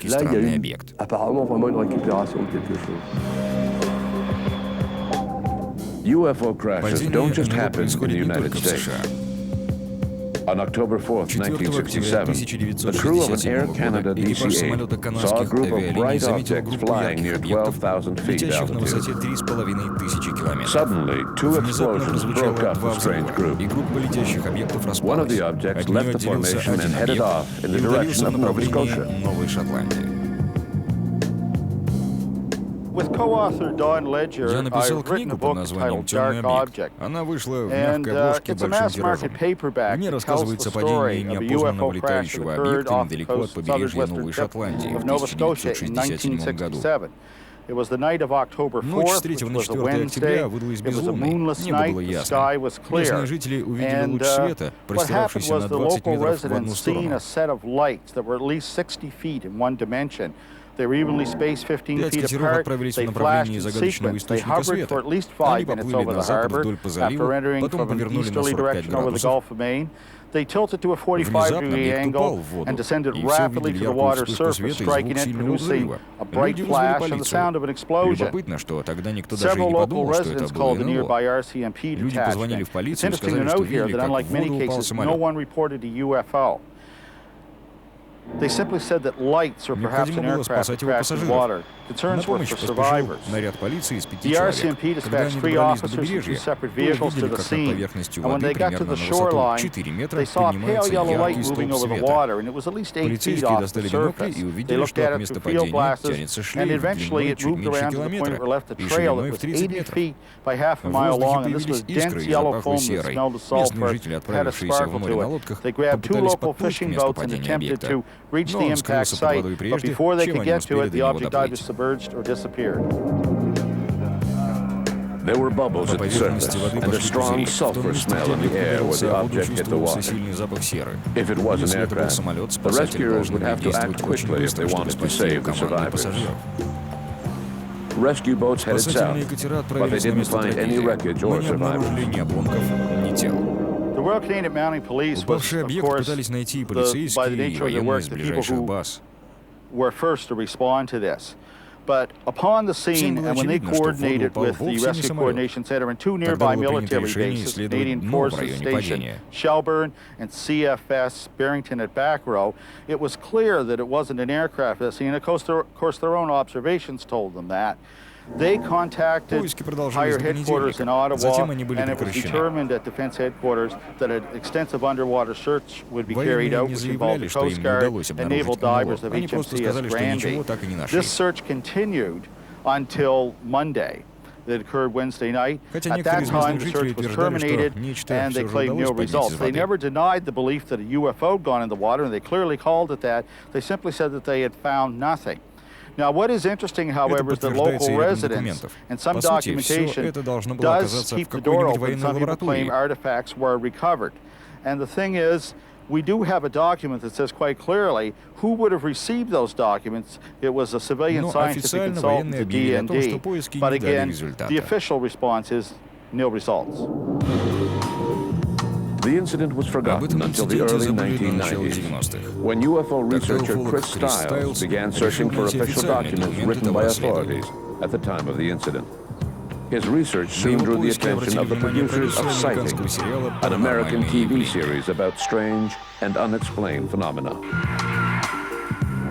In 1995, Paramount Television's syndicated show Sightings funded an underwater search, and what it was I proposed to them doing a 4-day survey, which would include side-scan sonar, sub-bottom profiler, magnetometer, and divers, to go over the initial impact site of the naval search. The Canadian Navy and the Coast Guard and RCMP divers searched that area for some time. They had a firm belief that something had gone into the water. Checking with the Rescue Coordination Center in Halifax, they knew it was clear that there was no missing aircraft. They didn't suspect a meteorite or natural cause. The thing was, at that time, in '67, the search for the craft responsible for the crash was a low-tech affair. It would have been pairs of divers going over the side with flashlights. The water visibility was only 20 feet. With today's technology, it was relatively simple and cheap to look. I thought it was a long shot that we would find any evidence, but one had to look if it could have been lying down there all that time. And so we did. We had our Скорее 4-day всего, search тогда with под those воду things. опустились лишь And to be honest, несколько we found водолазов с absolutely фонарями. nothing И unusual. дальше, чем на несколько But I'm not метров, discouraged они by that, because that ничего actually видеть не tells us могли. something. Because in a case where there was so much Благодаря современным corroboration, технологиям and the военные actions of the буквально military and the прочесали дно, пытаясь найти documentation, хоть which is какие-то an признаки extensive paper trail, неопознанного says объекта. clearly they were Ничего certain необычного that this was найдено a не было. UFO and that it was lost there. You Если have и to был ask, некий неопознанный where did the летающий объект, 60-foot то в object этом go? This is неглубоком shallow заливе water. он бы This не technology затерялся there's not a бесследно. trace, there's no trauma, Куда же он no все-таки evidence делся? whatsoever. Это до сих пор So остается it's like the one загадкой. that got away. It remains a great mystery. Although Shag Harbor remains a mystery, other stories of UFO crashes seem to be hoaxes made up by money mongers. In the summer of 1989, UFO researchers heard of a crash in the Kalahari Desert in South Africa, near the Botswana border. According to a report supposedly written by the South African Air Force, on May 7, 1989, the military had shot down an unidentified flying object with an experimental laser gun. They then captured 2 humanoid occupants who put up a fight, but were eventually taken to an Air Force base in Pretoria. Then, for some odd reason, the humanoids were flown to the United States. Their last known destination was the Wright-Patterson Air Force Base in Dayton, Ohio. One of the crash retrievals around the world that крушений didn't happen НЛО, in America, which произошедших не is в crash Америке, retrieval случилось в central for Южной most of Африке, the в пустыне UFO Калахари. phenomena, happened in South Africa, a crash in the Kalahari Desert there. I've not investigated Я it не принимал personally, участия but в I этом do расследовании, have a great но deal of склонен faith верить in мнению a уфолога researcher Синтии in Africa Хайд. called Cynthia Она считала, что за историей об этом крушении стоят аферисты. К сожалению, Синтии уже нет с нами. Она лично расследовала это дело и пришла к выводу, что это была явная фальсификация. Видимо, кто-то решил подзаработать на этой весьма востребованной теме. Но каковы были истинные цели этих людей, об этом можно только догадываться. Я не могу обстоятельно рассказать о том, что удалось Синтии найти, поскольку не принимал участия в этом исследовании. Но не доверять мисс Хайд у меня нет оснований. Она искренне верила в феномен НЛО, считала, что к нам действительно прилетают посланцы с других планет. В это она верила куда сильнее, чем я. Но даже ее представленные доказательства не убедили в том, что в Калахари упала летающая тарелка. И хотя у меня нет какой-либо серьезной информации об этом деле, я склонен согласиться с выводами Синтии. One of the suspicious elements raised by Cynthia Hyde was the fact that the so-called official report was written in English rather than in Afrikaans, the official language of Pretoria. She also found it odd that the report was full of spelling errors, and that it mentioned the title Squadron Leader, which did not exist in the South African Army. It only existed in the British Royal Air Force. There was also the fact that the document was released to the public by James Van Gronen, a known con artist. Books are filled with stories of UFO crashes, and they all have one thing in common: a lack of physical proof. If alien spaceships have really crashed on our planet, where are they? Could they be stored in a huge crate in a warehouse, among thousands of other crates? A possibility inspired by the film Raiders of the Lost Ark. What about the alien bodies found in Roswell? Where are they? With all of these crashes, it's hard to believe that the Army would have been able to recover every single remnant of proof. It's also hard to believe that over the years, no military officer has ever attempted to photograph or film one of these shipwrecked UFOs. Executions, murders, rapes, nuclear testing, and genetic experiments have all been filmed in secret, but no UFO crashes have ever been filmed. There's a saying that a lack of proof doesn't mean that something doesn't exist. After all these years, the proof that UFO crashes happen is so insubstantial that this saying seems to be more of a consolation for believers rather than the truth.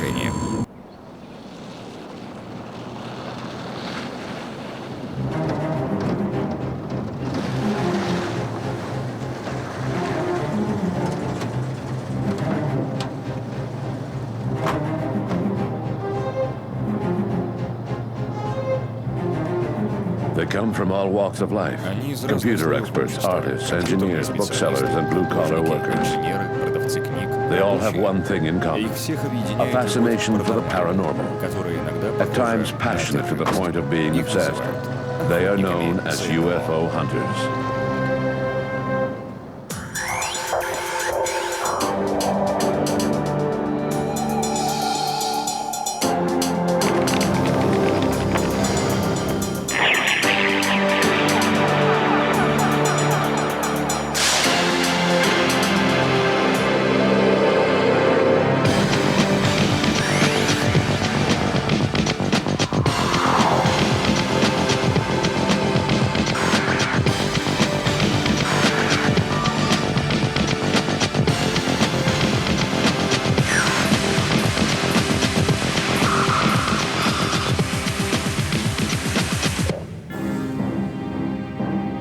For the past 50 years, the phenomenon of unidentified flying objects, commonly referred to as UFOs, has frequently made the headlines, exploited by tabloids, ridiculed by skeptics, and for the most part scorned by the scientific community. The UFO phenomenon has captured popular imagination.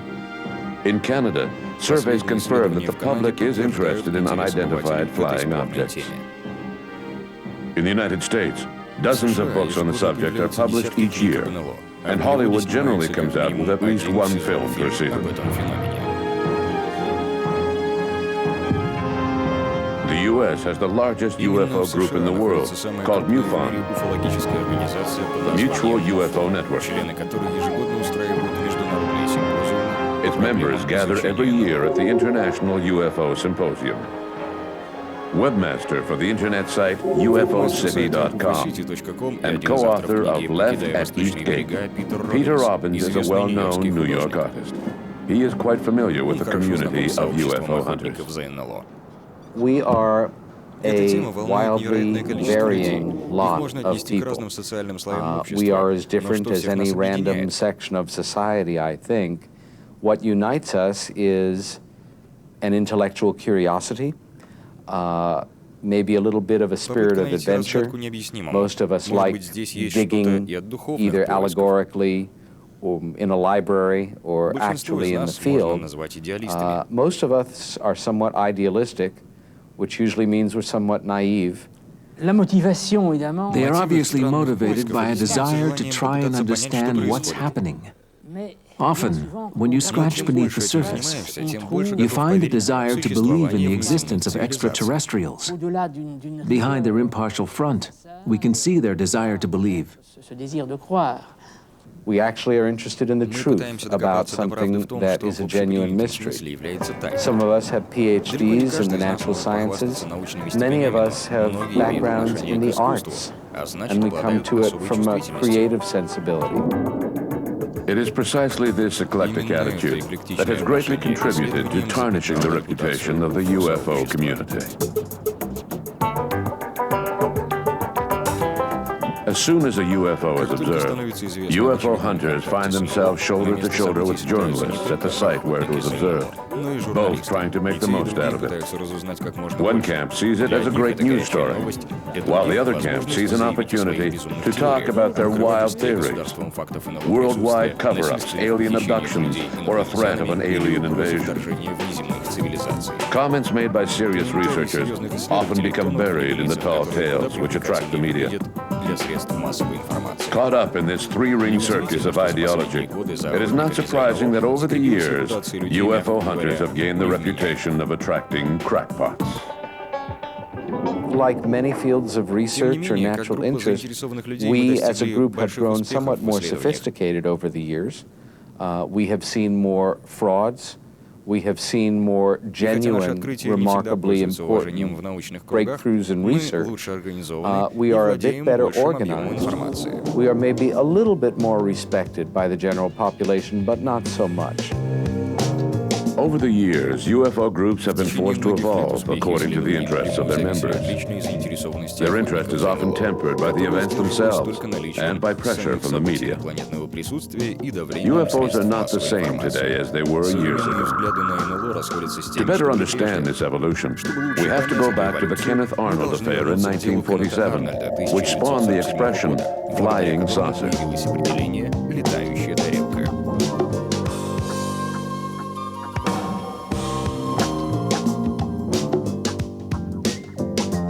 No one is better qualified to lead us back in time than French sociologist Pierre Lagrange, a research scientist with the Center for Sociology of Innovation in Paris. Pierre has written several reports on UFO studies, and over the past few years, he has gained recognition as one of the world's leading authorities in the field of UFO history. The Kenneth Arnold affair marked the beginning of flying saucers. That was when the expression flying saucer was first invented. His story happened on June 24, 1947. He was a 32-year-old private pilot and businessman who saw strange discs flying over Mount Rainier, Washington, in the American Northwest. According to Arnold, they were flying twice as fast as the speed of sound, and they had an unusual shape. They were not exactly saucer-shaped. They were rounded in the front and triangular in the back. Triangulaire à l'arrière. And he described their flight as saucers skimming over the water. And when he reported this to a reporter, a news reporter, the journalist wrote down flying saucers, and the name was born and has been with us ever since. The objects seen by Kenneth Arnold were probably nothing more than a flock of migrating birds. However, his story gave birth to the modern era of flying saucers. Back in 1947, unidentified flying objects were not synonymous with extraterrestrial spacecraft. At the time back in 1947, Kenneth Arnold thought he was seeing secret weapons. Obviously, the prospect of extraterrestrials was soon raised. If we look back at the first articles written in the press on June 26 and 27, 1947, the objects were not only presented as extraterrestrial airships. That was just one theory among others. The theory of secret aircraft was the most popular. The day after Kenneth Arnold's observation, the U.S. Army put up a wall of silence and took extraordinary defense measures. Are on patrol for flying saucers. Cameras installed to photograph them.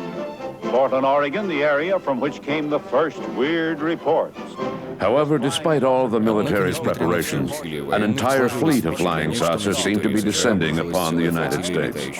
Throughout the country, Americans were claiming to have seen unidentified flying objects. A lot of people these days, they're seeing flying saucers everywhere. Flocks of fantastic discs flying through the air.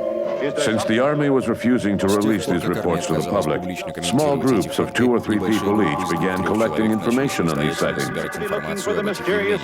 It was the dawn of ufology, the study of UFOs. Flying saucer with milk. The first ufologists appeared in the 1950s in groups such as NECAP and APRO, which integrated a large mass of scattered information. At first, UFOs were only seen flying in the sky. They hovered and flew away, but didn't land. Then gradually, stories began pouring in about landings. Investigators changed their view over time. History professor at Temple University in Philadelphia, David Jacobs is the author of the famous UFO controversy in America. Well, I think that the role of some of the early UFO organizations like APRO, the Aerial Phenomena Research Organization, and NICAP, National Investigations Committee on Aerial Phenomena, in the overall controversy over UFOs was really very, very important. I think that these are groups that continue to collect reports, they analyze reports, they kept the subject in front of the public, and help to also pioneer methodology for how you can do this, how you can actually investigate reports. It was in this fervor of the 1950s that people began speculating that these unidentified flying objects were of alien origin. These speculations soon became the most popular way of interpreting these objects. Left in the dark, the more conservative researchers who refused to share this opinion without an argument were stigmatized as ignorant or having little faith by those who supported the theory.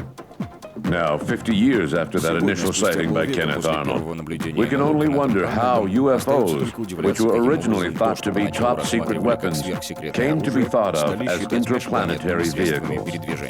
How is it that extraterrestrials have become the focus of UFO study? One of the first people to introduce the idea that flying saucers were of alien origin was Donald Kehoe, a former member of the U.S. military who became a journalist, and while working for True magazine in 1949 was assigned to investigate the story. Kehoe was rather skeptical at first since most of the contacts he had kept in the army told him there was nothing to the story. But as he dug deeper, he began to think that the military wasn't telling him everything they knew, that there may be something to the story after all. The article that he published in the January 1950 issue of True was one of the first to really popularize the alien theory. 3 years later, Donald Kehoe wrote Flying Saucers from Outer Space, whose popularity at bookstores further entrenched the theory that UFOs were of alien origin. From there on, lines were drawn between those who believed in extraterrestrials and those who didn't.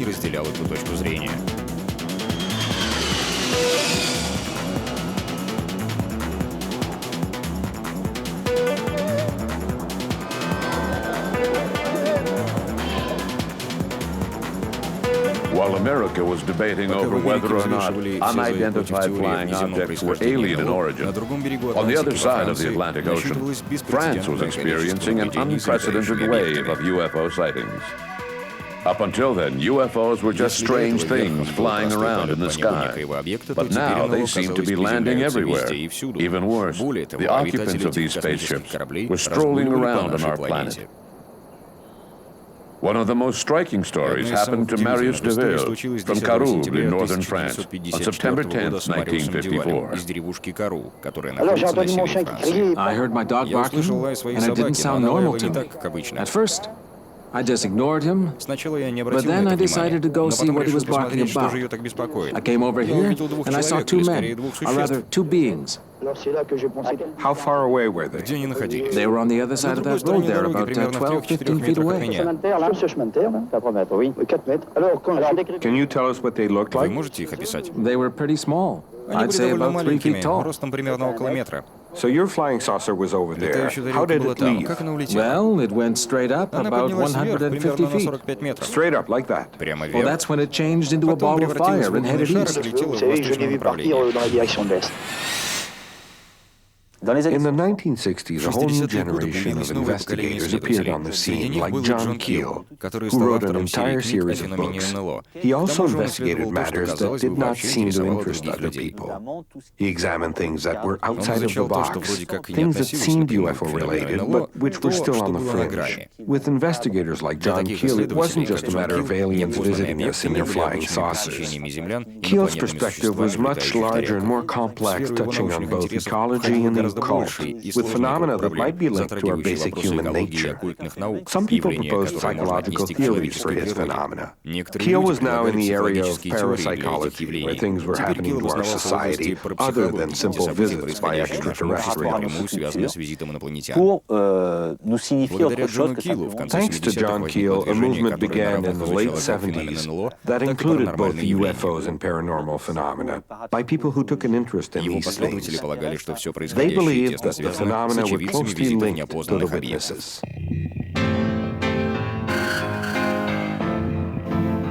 The 1970s was also when the U.S. Air Force lost interest in UFOs. In parallel with the work being done by John Keel, other researchers joined the cause, often from university backgrounds, filling in the void left by the military. In the 1970s in particular, after the Air Force in the United States stopped its Blue Book, Project Blue Book, what happened is that it was almost like people were finally free to come out in the open. Those who were brave could come out in the open, and they could now begin to talk about UFO research, do it openly, work together. That's why Alan Hynek formed the Center for UFO Studies in 1973. We had a scientific advisory board of fairly distinguished scientists, and this went on. There was a flowering of very serious UFO research in the 1970s that had begun in the 1960s. It lasted some into the 1980s to a certain extent, but several factors intervened. Not Roswell, not necessarily abduction, other problems like lack of funding, again, like of the fact that no progress was being made. The lack of concrete results led some ufologists to question their beliefs, and they divided into two camps. In the late 1970s, something interesting happened in ufology. Criticism began to come from within. Skeptics had been regarded as rationalists who knew nothing about the UFO cases. Now the situation began to change, and longtime believers who had felt strongly about the subject for years began to say, we don't believe in them anymore. In 1977, French ufologist Michel Monnery wrote a book called What If UFOs Didn't Exist? According to the author, UFOs are nothing more than a misinterpretation of known phenomena. They're not real, they're only a myth. There are no aliens visiting us, and there are no strange phenomena. They were just mistakes made by confused people who saw Venus, weather balloons, aircraft, the moons, and other explainable phenomena. UFO hunters were gradually becoming more aware that merely gathering witness accounts was not enough to fully understand the phenomenon.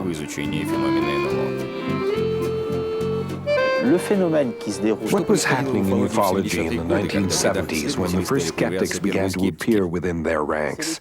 It was a time when, having discussed eyewitness accounts at length, UFO researchers began to think, we need to be more scientific. There's a price to pay. We have to change our methods. It's not enough just to gather eyewitness accounts. We need to produce evidence like scientists do. For a long time we thought that it was a scientist's job to observe nature, but in reality, a scientist's job is done in a laboratory. He very rarely sees nature. He spends his time looking at instruments, diagrams, and graphs, so his contact with nature is very remote. If he goes into the woods or on top of a mountain, he doesn't see anything. He's in the middle of nature and can't do anything. UFO researchers began to ask themselves, how can we present data relating to UFO stories so it'll be perceived as scientific? They realized that there was a price to pay, that they would need to do more than gather stories to succeed, or simply state their opinion like a judge or a police officer.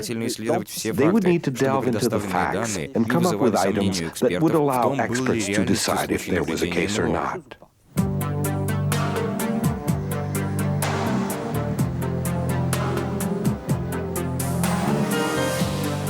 François Bourbeau belongs to this new generation of UFO researchers that appeared on the scene during the shift in ideology in the 1970s.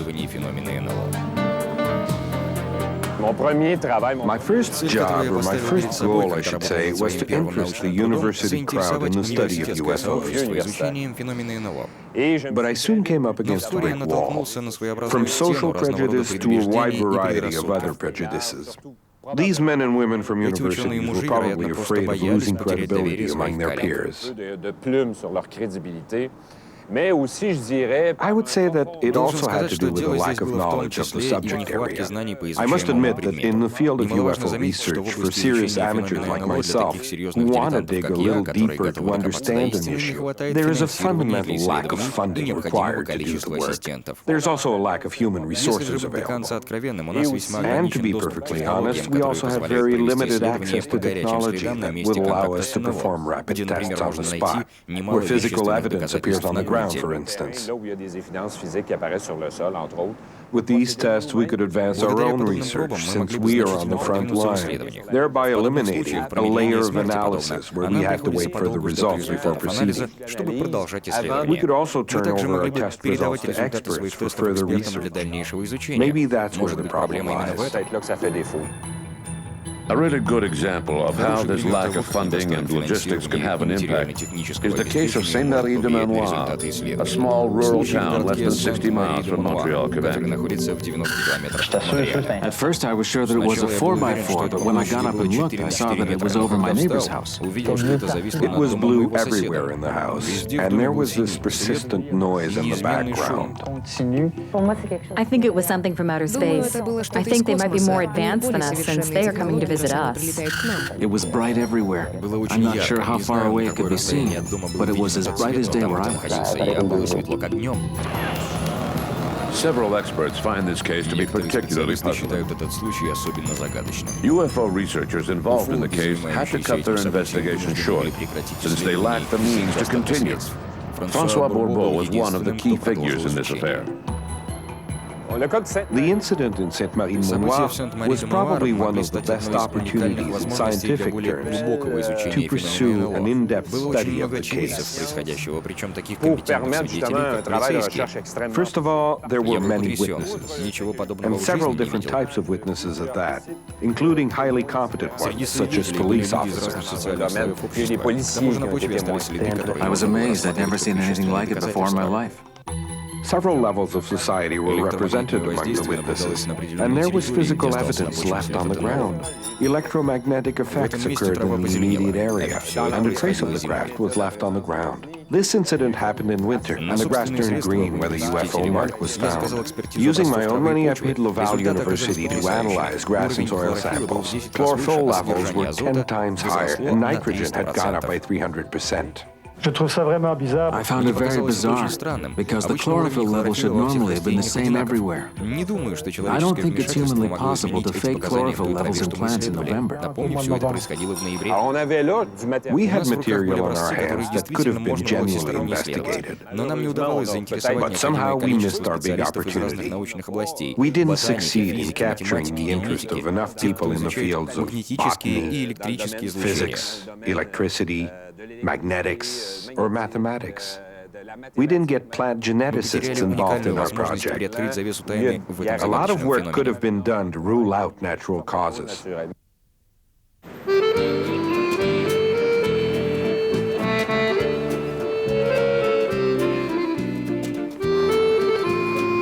Over the years, UFO hunters have gradually divided into two separate camps. One group represents the diehards, who still believe that UFOs are extraterrestrial in origin. The other group, mainly consisting of UFO researchers, define themselves as skeptics. It appears that ufology is not the work of a single group of individuals, but rather a network of groups like in the field of science. In my view, the fact that there are skeptics does not mean that ufology has become more scientific in approach. It means that researchers are starting to think like the people they used to criticize. Nowadays, skepticism about UFOs is a matter of personal opinion, just like believing in them used to be. It's not much different. After believing in UFOs for years, they decide not to believe anymore. What effect does that have? Rationalists say finally UFO researchers are becoming more scientific, but if we look at the facts, it just isn't true. Just when things were calming down and researchers were beginning to use a more scientific approach, the controversy started back up again. After having said they exist, they were turning around and saying they don't exist. Well, saying they don't exist doesn't make you a scientist, but it does spark controversy. This controversy is not making the field any more scientific. Since each person is proceeding according to their own personal opinion, it's very easy to become a UFO researcher. You have some business cards printed and publish an article in a few newsletters. It's much harder to be a scientist. You need to have diplomas, experience, and research work that's approved by others as a group. The UFO field has been faced with two problems: frequent shifts in ideology and a lack of funding for its work.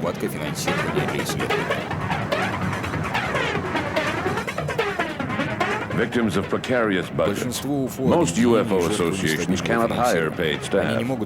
This means that almost all of their members are volunteers, with the best of intentions, no doubt. But inevitably, they run into problems with the availability and competency of their members, which leads to less than ideal investigation. Fascinated by the subject of UFOs since the mid-1970s, Antonio Yunius, a writer for Fate magazine and co-author of the UFO briefing document, is quite familiar with the problems faced by UFO researchers.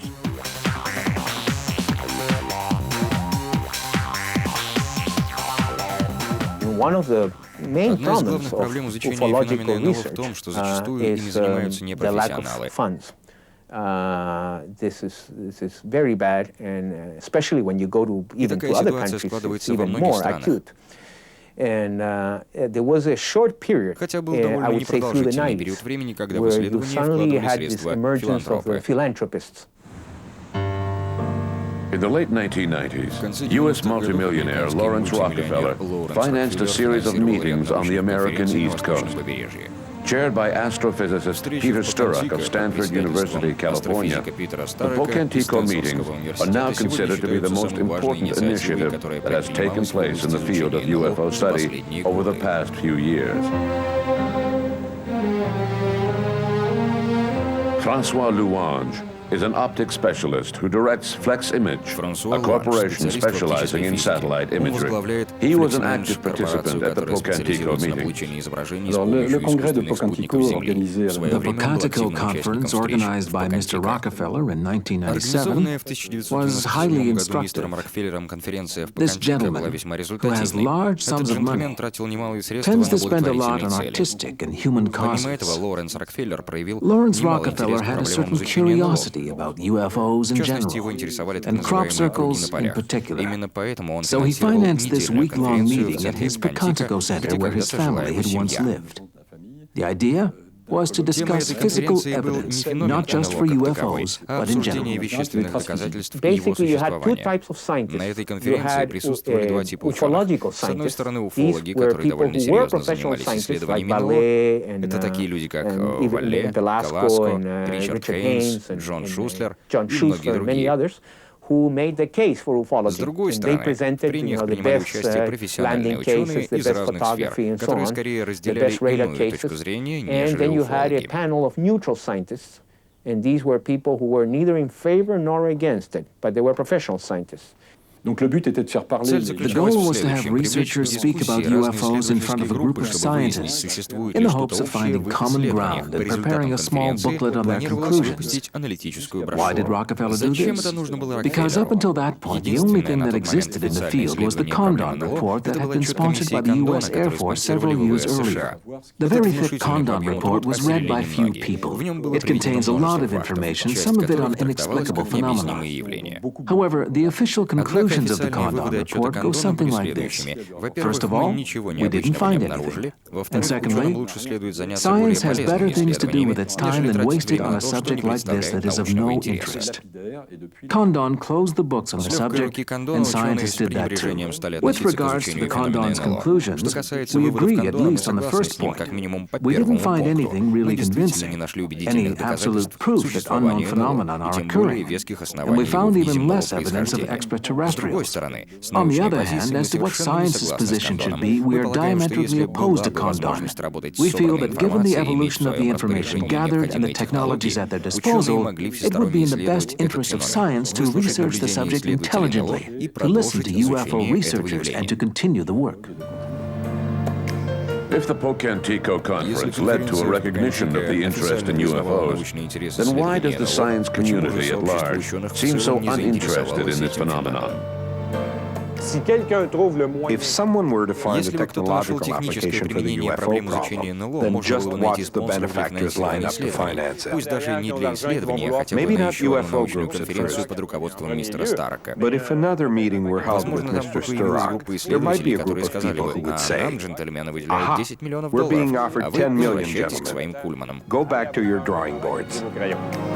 However, before we can speculate on how to interest the science community in UFOs, we need to have UFO groups themselves come to an agreement on the importance of the information gathered and the manner in which it is presented. The material itself, the data, although there are some excellent cases, but it is very ambiguous, and you can basically adapt it to any theory you want.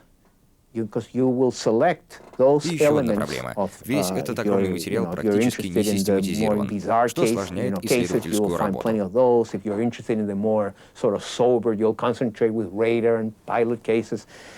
So that's what I saw, that people, because they had a theory, then they were like digging up for those elements in the database that would support their theory. After so many years, it may be surprising to find that so few professional researchers let themselves be carried away by a scientific interest in UFOs. Perhaps we are simply seeing a contrast between the ideal vision of science and the unorthodox reality of ufology. one of the great failings of UFO research in the Western Hemisphere anyway, and not as much in Europe, but certainly in Canada and the United States, has been the failure to convince the scientific and academic community of the legitimacy of the subject. I think we're setting ourselves up for a disappointment when we expect science to come up with all of the solutions. When it comes to expanding knowledge, solutions are very rare. When scientists study a matter, very rarely do they agree on what it means. Of course, when we read history books about science, we see famous names such as Galileo, Newton, and Einstein, who all made a significant contribution to scientific knowledge. But we need to remember that 99% of all scientific research does not lead anywhere. The research is done because we need to ask questions and find answers. We need to make progress.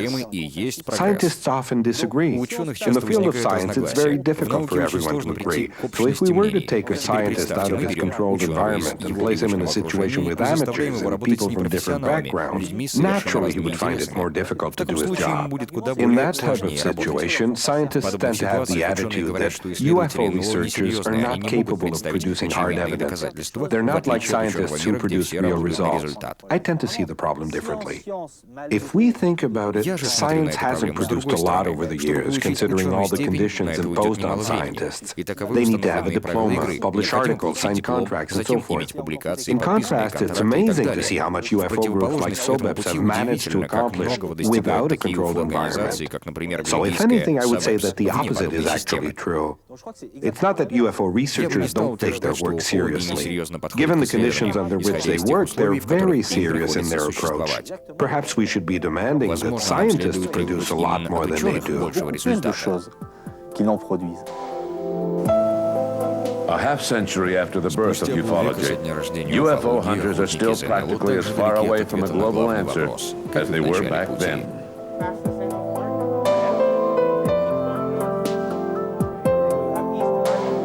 Can their limited success be blamed on a lack of effort, a poor choice of witnesses? Or is it simply that ufologists have had to pay the price for resorting to sensationalism once too often? Well, obviously, we still don't know what the UFOs are. If we did, the discussion would already be on a different level. People already automatically, and this is even in France, I would say not the researchers, but the culture and the media, automatically equate UFOs with extraterrestrial beings, coming in spaceships. So this is the sort of the cultural interpretation. The popular cultural interpretation, I would say, all over the world, in this world of superficial choices and judgments. Abduction by aliens, the Roswell crash and cover-up. These are sexy. These are hot topics. Even though time is passing, Roswell's 53 years ago, it still captures the public imagination tremendously. I think it makes it very difficult for the serious research of ufology because so much of it now has become basically media-oriented entertainment and sensationalism. The lack of interest in UFOs by the elite of the science community is not only due to the ufologists' tendency to believe in wild rumors of alien abductions and flying saucer crashes. It also stems from public prejudice and the superficial manner in which UFO-related matters are handled by the media.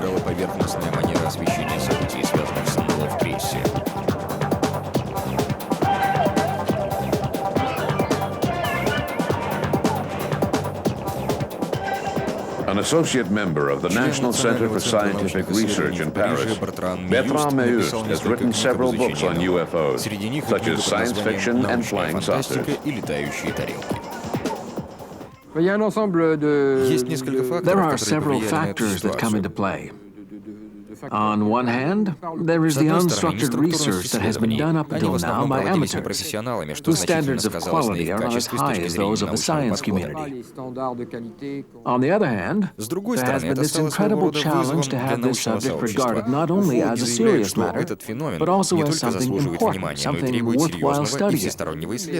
This message has not yet found roots within the scientific community in France. To give you an example, my peers are sociologists and ethnologists sociologists, and you wouldn't think that the study of UFOs would be a problem for them, since they study sociological and cultural phenomena. But even within these groups, UFOs are not considered to be a serious subject of study. And if a sociologist decides to study UFOs, he risks becoming a social outcast. The situation is absurd. As you can see, there is a sort of barrier, fear of cultural or philosophical rejection. The people that matter don't look at our findings. It is much easier to say, well, this can't be because it isn't, therefore it's not, therefore I'm not going to waste my time. It is still informed by a great deal of ignorance, and most interesting, if you go back and you study the first reports of UFOs in the major American media, going back to the summer, the autumn of 1947 or so, you will see a pattern of reportage in major American newspapers, start with the New York Times, that continues to a degree to this day, and it usually goes like this. There is an initial report of an incident, an event, a sighting. Then there is a response, either in the same article or a follow-up article, by some kind of authority who usually would have no knowledge of the subject, but they are a psychologist or a meteorologist or a biologist.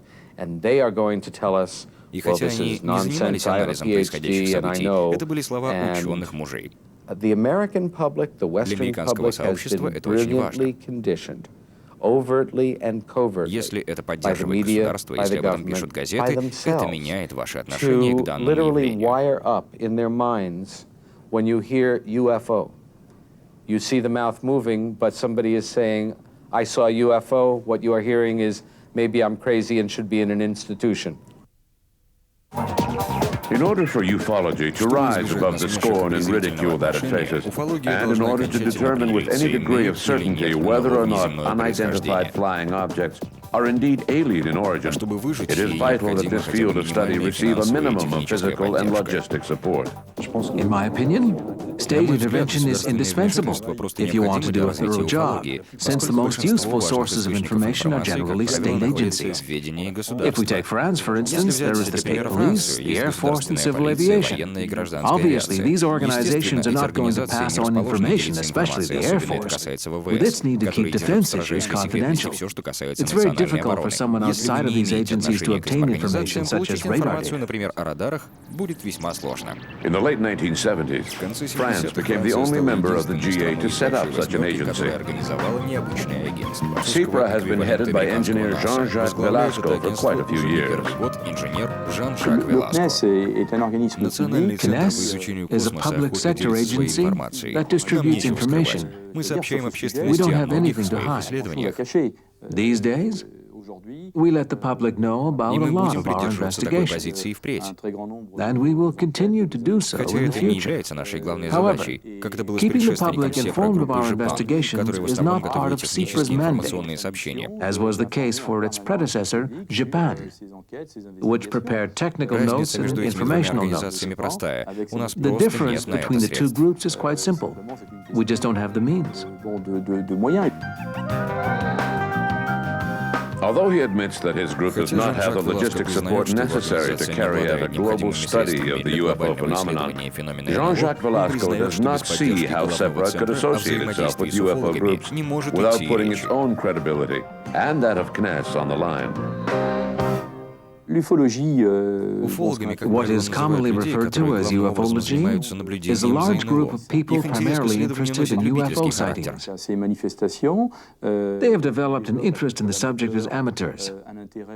We are not at all in the same class as those groups of amateurs. Here we do scientific work. We investigate sightings and check out the facts that are reported. Our work consists of scientifically analyzing the facts, and that's all.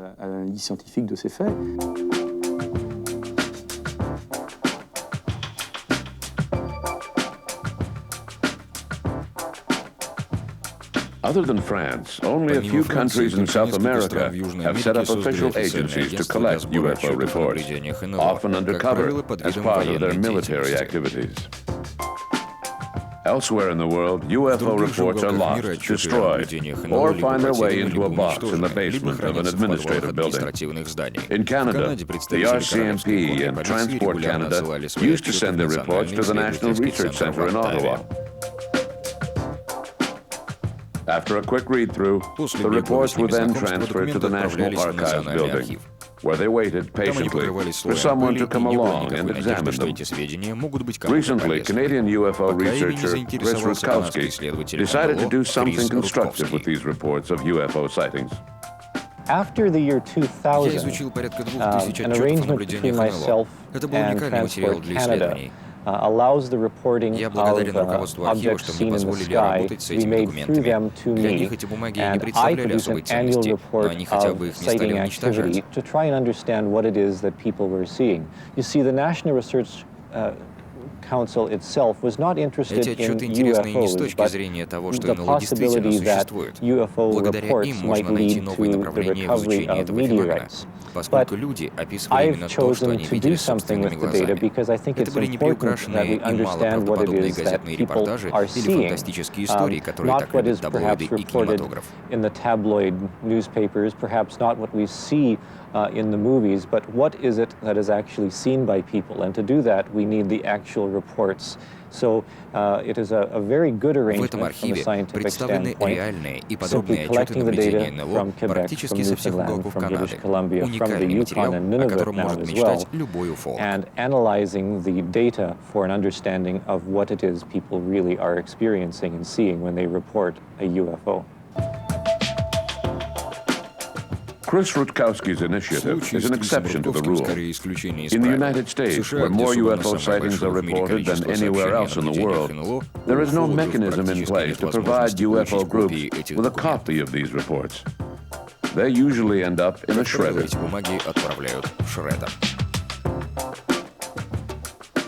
One of the things to me that puzzles me that after all these years in the United States, for instance, no single repository was created for all the files.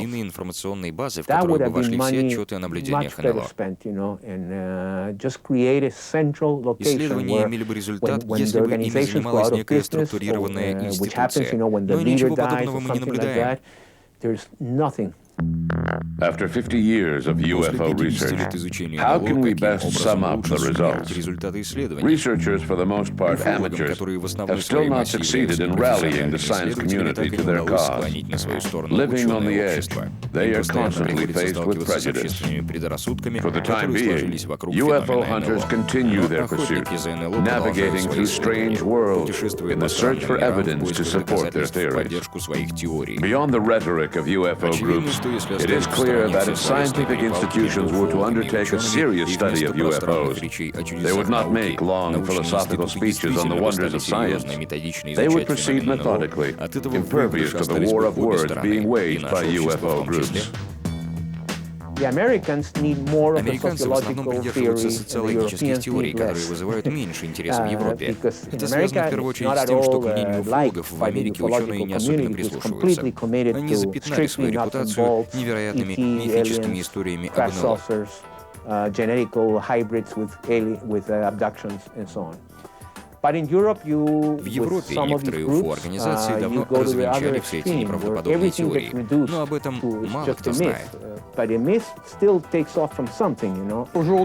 Myths from North America, specifically from the United States, have swept through Europe. Researchers like Scorno, myself and others have, well, I wouldn't exactly say that we've given up, but we're still interested, but no one listens to us anymore. Well, they still listen to Pierre Lagrange, who seems to be able to find ways to make himself heard. But no one really listens to us anymore. They're only interested in those myths from the United States. There's another factor that's also becoming into play, the Internet. As a professor, I have several students who are interested in UFOs, but they know nothing of all the serious research that was done on the subject. When they hear the expression flying saucer, they immediately think of the American myths and all of the information circulating on the Internet. To summarize, when I was 25 years old, UFOs were things flying around in the sky. We would go into the field to observe them. These days, young people look up information on the internet. That's why I'm a lot less interested now. It's become a sort of virtual reality.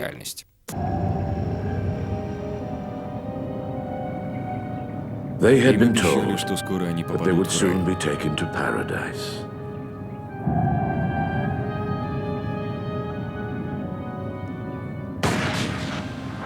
Chosen by the great masters of the universe, these disciples were ready to fly off to a distant planet. What their leaders had forgotten to tell them was that this cosmic trip was going to cost them their lives.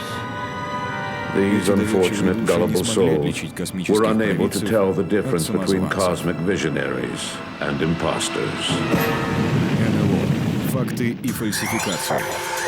Научный взгляд на таинственный феномен НЛО. Попытка разобраться в необъяснимых на сегодняшний день явлениях.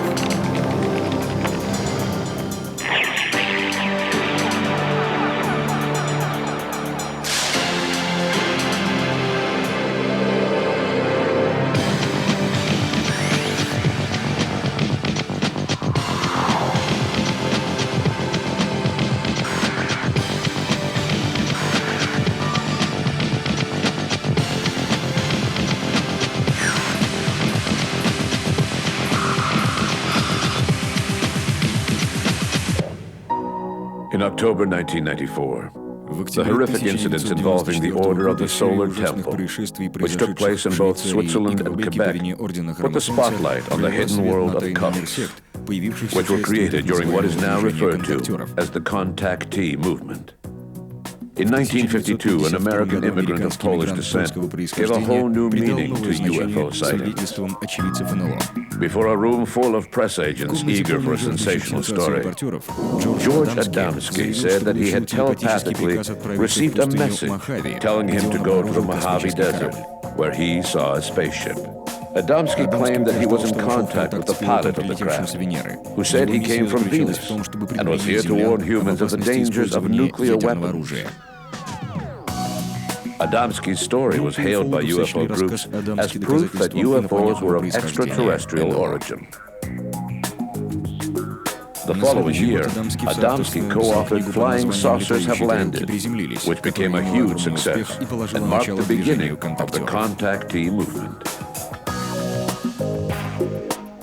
In the months following the publication of this book, several individuals claimed that they had also been contacted by extraterrestrials from Venus or Mars. Bien auparavant, il y avait des observations au début du siècle faites à Well before that, at the turn of the century, researchers at the Lowell Observatory had noted features on Mars that seemed to indicate the possibility of seasonal patterns. And according to Schiaparelli and Percival Lowell, these features might be channels made by intelligent beings. In the 1950s, astronomers were already aware of the properties of the planets in our solar system, like Mars and Venus. It was known that Mars had a very thin atmosphere. Venus's atmosphere was very thick and hot. Still, researchers had a fairly good idea of the patterns on those planets. If we look back, there was that famous radio program by Orson Welles that shocked the world in the 1930s, just when World War II was starting. Radio listeners thought that Earth was being invaded by Martians. I think that society's fascination with the possibility of alien visits was stoked by events such as that.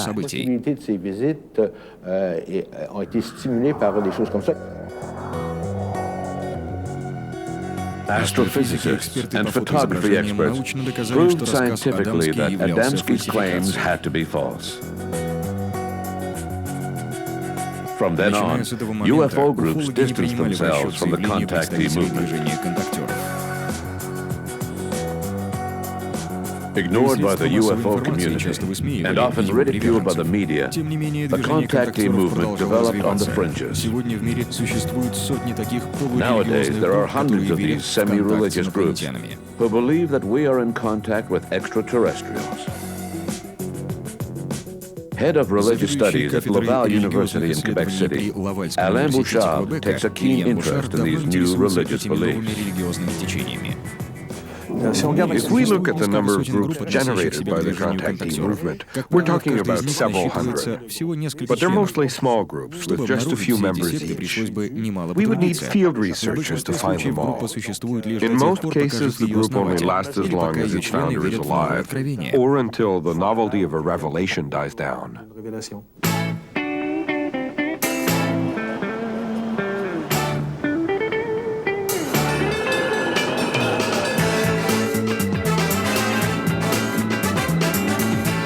One of the first mysticism-based UFO groups to crop up in the United States was the Unarius Academy of Science.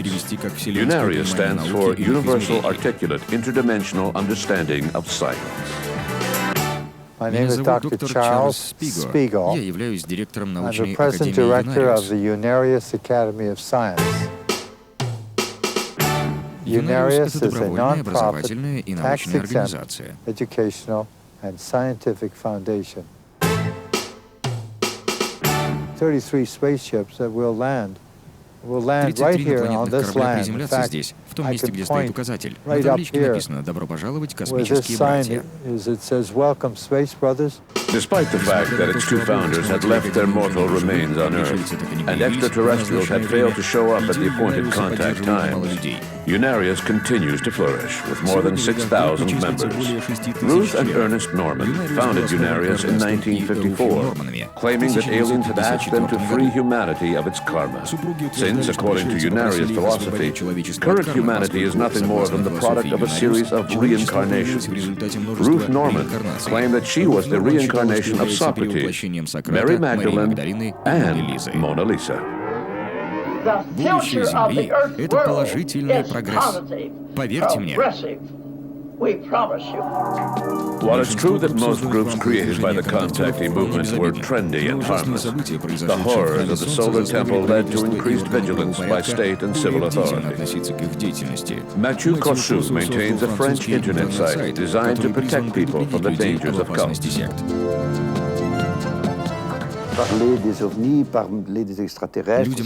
People like to talk about UFOs and extraterrestrials. There's a certain mystery to them.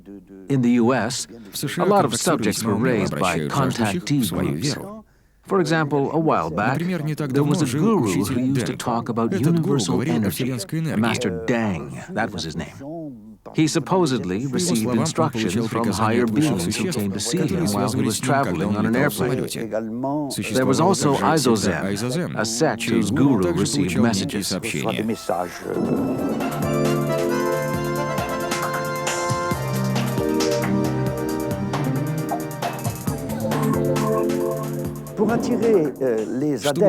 To attract new members into their flocks, they needed a gimmick, one that would seduce people in different ways.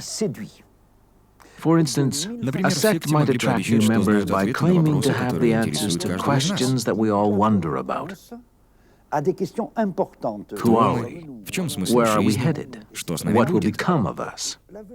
Claiming that extraterrestrials are coming makes the group more mysterious and attracts people to that group. The more mysterious the discussions, the better. And when discussions focus on extraterrestrials, the members of the group feel privileged. I'm part of something special, and extraterrestrials are communicating with me.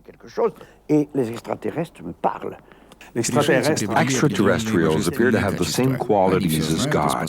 They know everything and can do almost anything. Technologically speaking, they're 25,000 years ahead of us, according to the Raelians. So an extraterrestrial is like a god. From one group to the next, these New Age religions seem to have the same basic format. If they are not expressly alien in origin, then the founders are prophets chosen to pass on a message from a cosmic visionary. You've always dreamed of studying under Jesus, Buddha, or Muhammad? Well, it's too late for them, but it's not too late to study with me. In general, the message always goes along the same line.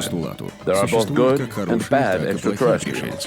The evil ones want to destroy humanity, while the good ones want to save it. The disciples in the cult are the elected ones, who are under the protection of the good extraterrestrials. There is no typical profile, but we've noticed that each group has a family atmosphere, if you will. How can we typify people who join these cults? Choosing a religious minority sets them apart from the rest of society. They generally have a lot of drive, so it's odd that they're usually portrayed as sheep. Research has shown that these people want to distinguish themselves from others.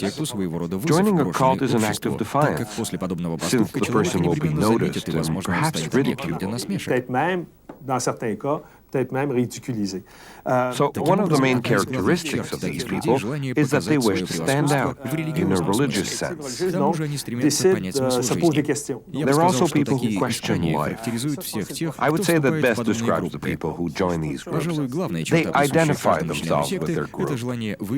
Probably the main thing that they have in common is a desire to distinguish themselves from others. I don't think that anyone here on Earth is 100% safe from the powerful influence of a sect. The 1970s and the New Age movement breathed new life into these UFO-based cults. Several leaders stole ideas from Eric von Daniken and Robert Charroux, who had come up with the theory of ancient astronauts. Contactees' visions changed with the times. Pilot uniforms were replaced by long white robes, and extraterrestrials, who had previously appeared in the flesh, now appeared as ethereal beings, living on higher spiritual planes. Cosmic messengers no longer needed their spaceships. They could now communicate with humans telepathically. In the midst of this shift in perception, a young man from France, Claude Varillon, publicly announced that he had been contacted by extraterrestrials on December 13, 1973. It seems that Claude Varillon, who had previously gone by the name of Claude Seller when he was a pop singer, was now being encouraged by his cosmic visionaries to change his name to Raël, signifying light bearer. First, he tried his hand at a singing career, imitating Jacques Brel.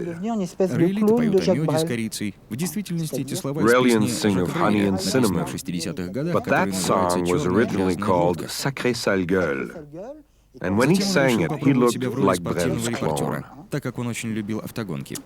After that, he tried his luck as a sports reporter, since he loved automobile racing. He started a small magazine called Autopop. But when the energy crisis hit in the 1970s, his magazine went down, since auto racing had stopped due to energy restrictions. Then he appeared on a French television program called Le Grand Échiquier. He explained that one day, while walking in the Auvergne Volcano Park, he met up with some beings who said that they were Alchems. They're about 4 feet tall and had contacted him to pass on a message. In 1973, I was a reporter for an auto racing magazine in France. As I was walking through the Auvergne Volcano Park, I saw a bright spaceship land near me. A small being came out of the craft and gave me a message, which you can read in this book, True Face of God. It's available in all bookstores in Quebec. This message explains that in the beginning, when there was no life on Earth, these extraterrestrials came and created life on Earth. Okay. From then on, people began to contact him after they saw him on television. That's when the movement started. As far as we know, in the beginning, Claude Varillon was not an authority figure, someone who takes himself too seriously. He was just a guy with a message to deliver, right? Then gradually, as I see it, he began to get off track. The attention went to his head. The approach changed from a laid-back atmosphere where no one was really in charge. There was no authority figure. This was back in the 1970s, when there was a sexual liberation movement happening and everyone was talking peace and love, to an approach that's entirely different today. If you compare the Claude Vorillon that people knew back in the 1970s with the beloved prophet, as he is known today, dressed in his cosmonaut outfit that smells like mothballs, it's amazing to see how he has changed. I think that as he went along, Claude Vorillon became a typical example of someone who is guru-fied. He became richer and richer. How much do we know about the truth of his original story? We do know that it contains a lot of contradictions. For example, we checked the weather conditions on the day that he supposedly met these beings, and it doesn't match what he said. There was a program on the M6 network in which a childhood friend of Claude Vorillon's was interviewed.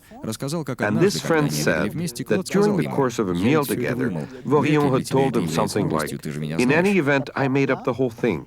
You already knew that. It's not news to you."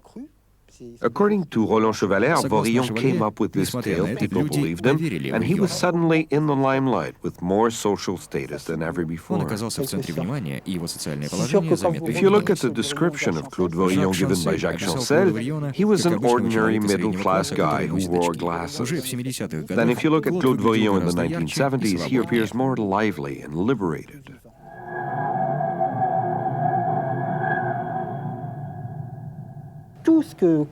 Everything Claude Vorillon says, his main theme is based on the theory of ancient astronauts.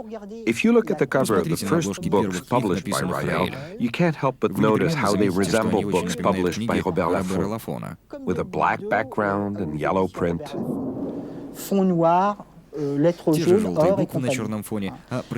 you read Claude Vorillon's books, you soon realize that they're full of plagiarisms.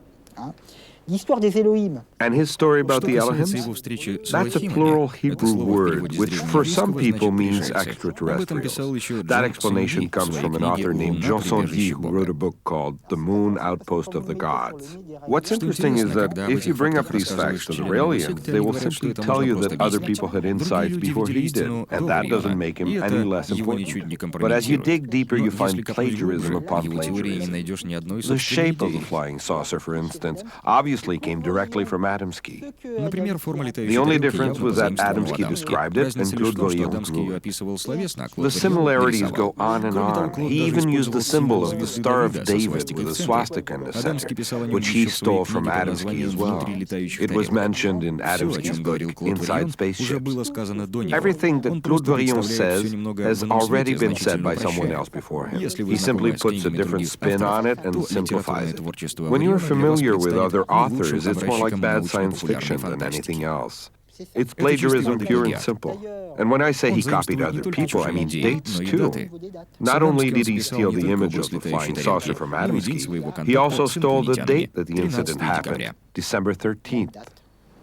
Unlike France, where a climate of intolerance close to that of a witch hunt has been felt since the Solar Temple tragedy, we must resist the temptation to compare all cults or religious minority groups to extremists like the Solar Temple or Heaven's Gate. In actuality, very few of these groups are a real danger to their followers.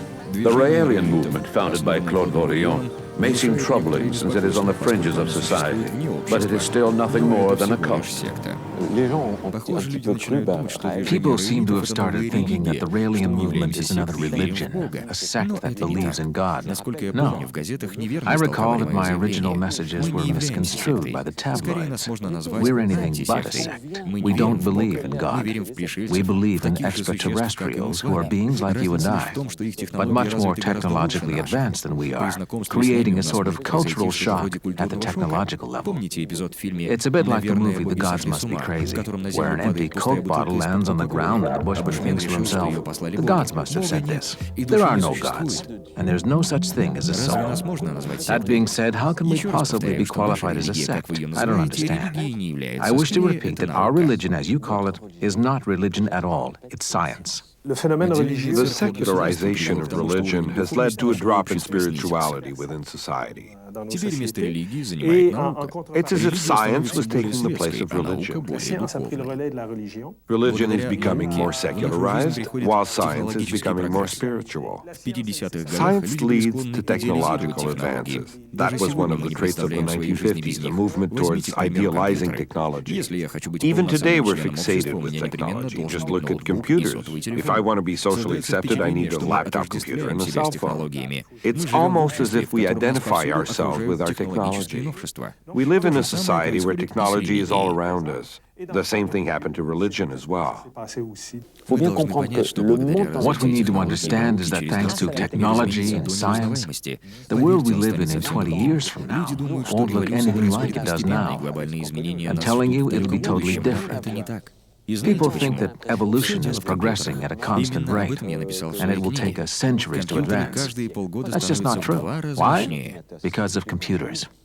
That's what I explain in this book. Computers become almost twice as powerful each year. To sum it up, we've discovered more things in the past 20 years than we have in the entire history of the human race.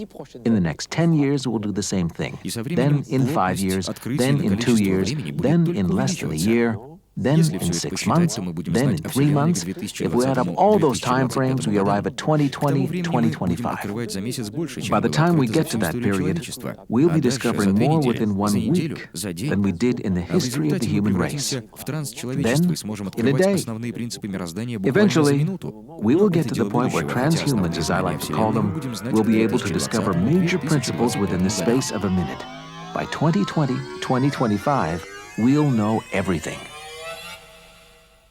Extraterrestrials are the gods who created us, just like the Bible says that God created us.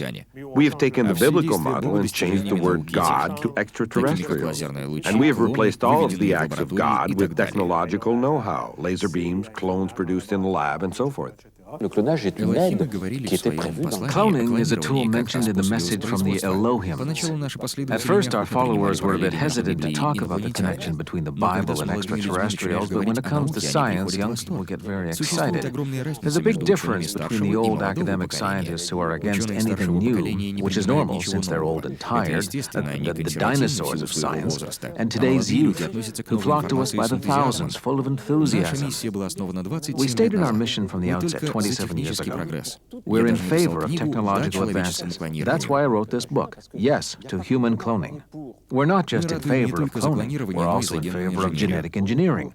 We're in favor of genetically altering plants. If you give me a choice between 2 boxes of strawberries, one of which is grown normally and the other genetically altered, I would immediately pick the box that was genetically altered.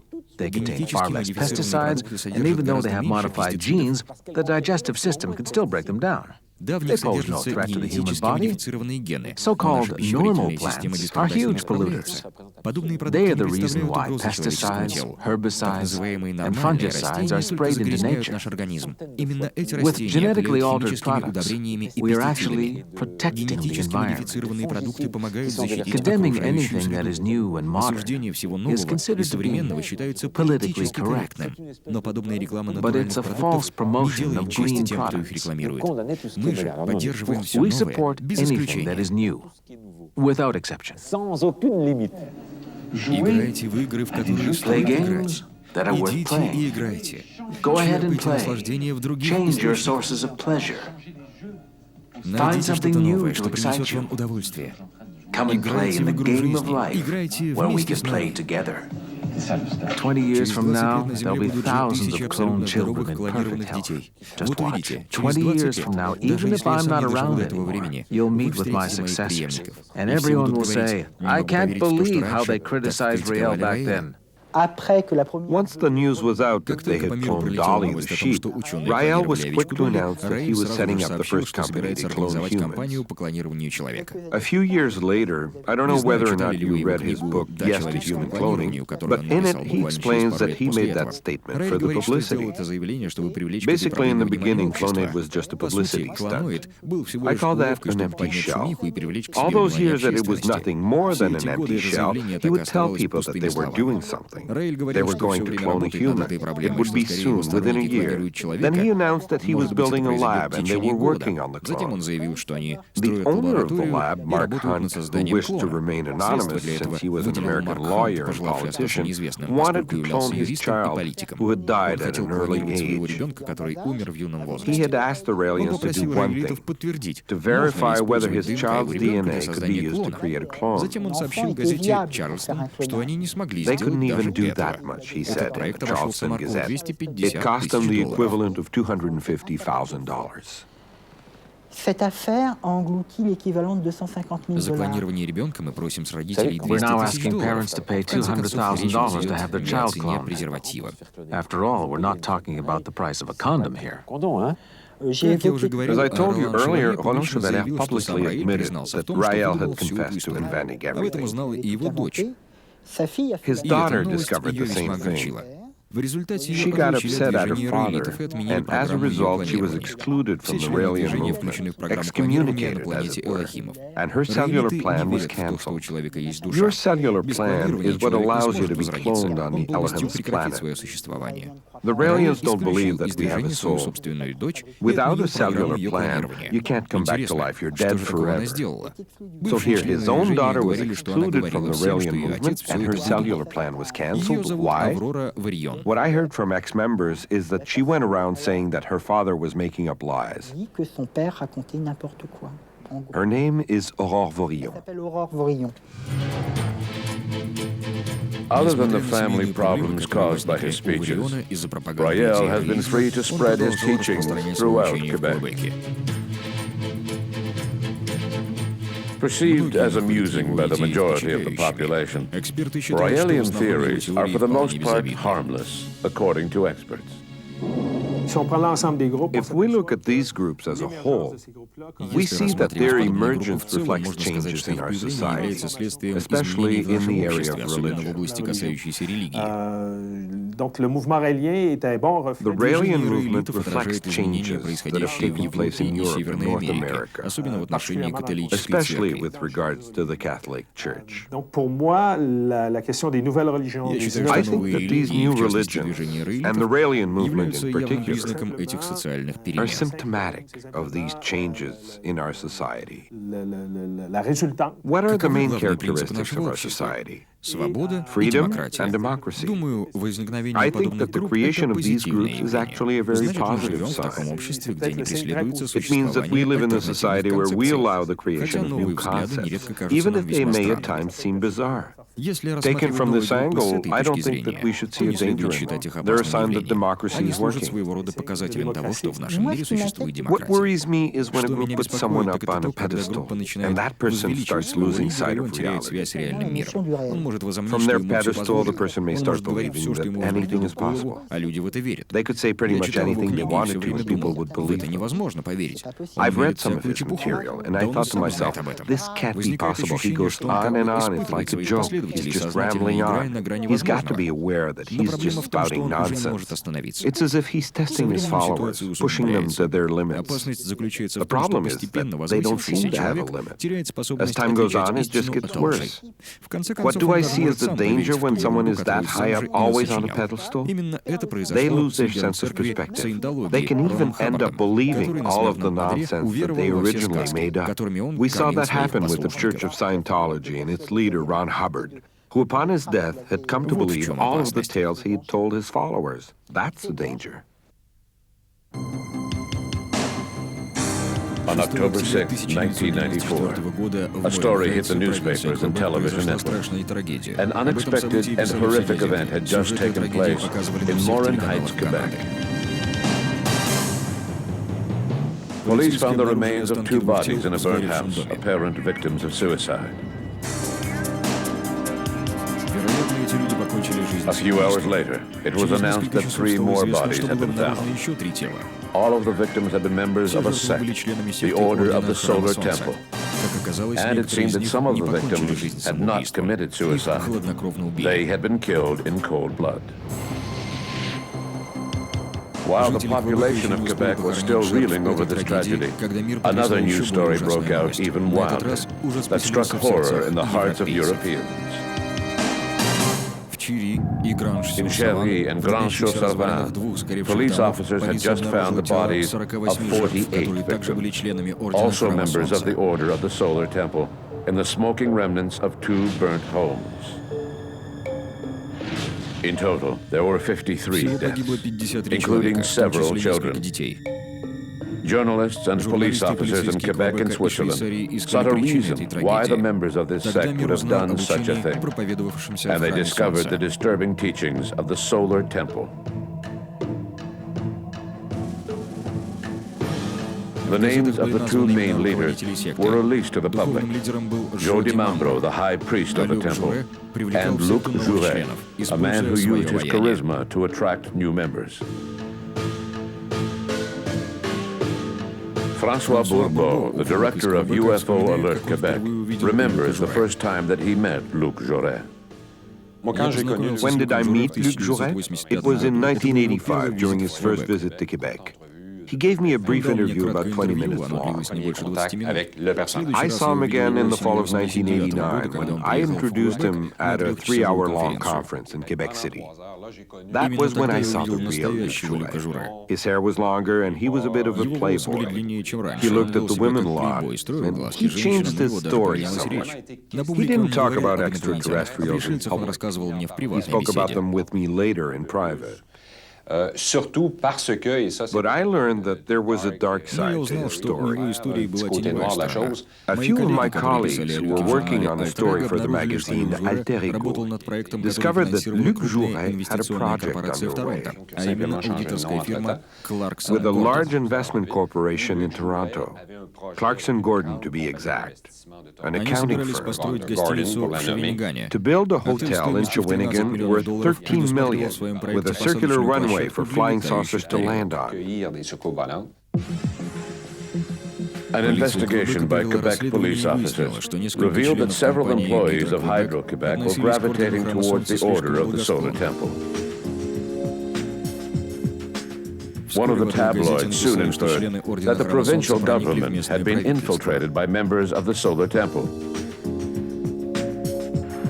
Inspector Jacques St. Pierre was closely involved in the investigation of the matter. He has a somewhat different interpretation. What happened is that Luc Jouret gave several conferences. He had an incredible amount of charisma. Some companies invited him to come and speak to their employees, and one of them was Hydro-Quebec. He had such a charismatic aura about him that some people were drawn to what he had to say. Some people believe in religion, while others have lost faith. They no longer have any lifetime dreams or goals. They've achieved everything that they hoped to achieve, and now they're looking for something new to latch onto, to feel alive again. That's what happened in some cases. Certain people may have found something interesting in what Luc Jouret had to say and decided to join his cause.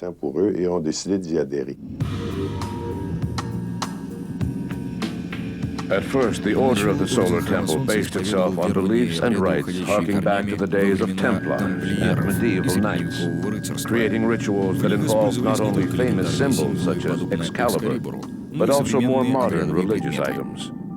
When asked about the ceremonies that took place within the sanctuary of the temple, some members confided to investigators that they had seen several strange phenomena, such as the appearance of cosmic masters.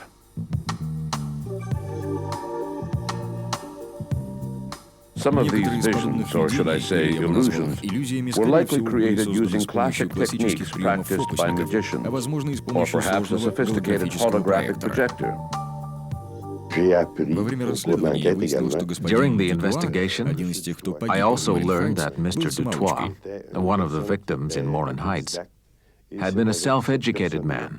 He would have been capable of producing a machine to project holograms. The reason why Mr. Dutoit died is because he knew everything that was going on. He couldn't stick around here on Earth. He had to be killed.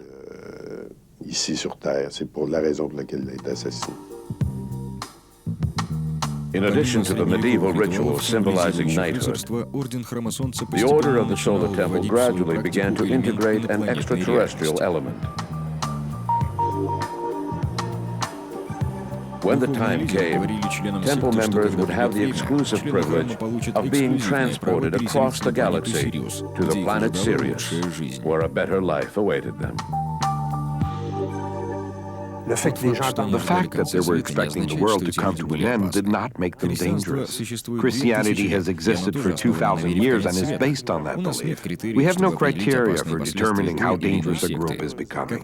As is often the case, right up until a week before the tragic events, we had no idea that anything was going wrong. All we know is that it builds slowly, like internal combustion, and it only takes a minor shift within for panic to strike, and then boom. Paf. Joe DiMambro's days were numbered. When we investigated, we discovered that he had been very sick. He was not expected to live long. Since he didn't have anyone to replace him, to take charge of the solar temple once he was gone, the days of the order itself were numbered as well. That was probably what drove Joe DiMambro to decide that the time had come for the trip to Sirius. There was no one to carry on the temple. Even if we can try to understand what was going through Joe DiMambro's mind when he announced that it was time for the trip to Sirius, it's even harder for us to understand why he wasn't content to just take volunteers with him, why he chose to murder certain members of the solar temple.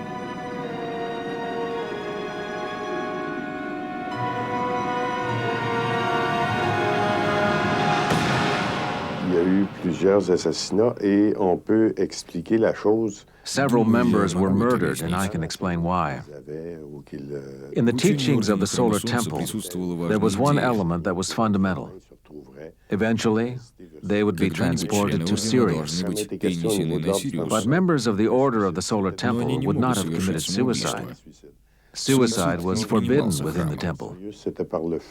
The only way to be transported to Sirius was by fire. Among the victims, there were people who actually believed the teachings. But as you know, there's a big difference between believing something and acting on it. So some members believed in the teachings, believed that they would someday find themselves on the way to Sirius, but not necessarily when Joe DiMambro decided they would. Numerology was important to them and played a key role in their teachings. So they needed a precise number of victims. Since the number of members willing to make the trip with Joe DiMambro was lower than the predetermined number, they decided that they needed to kill enough members to make up the difference. If you were to ask me what the leaders of the Solar Temple said to their members, what they hoped to gain, I think the answer is quite simple. They wanted the same thing as every guru in charge of every sect: money and power.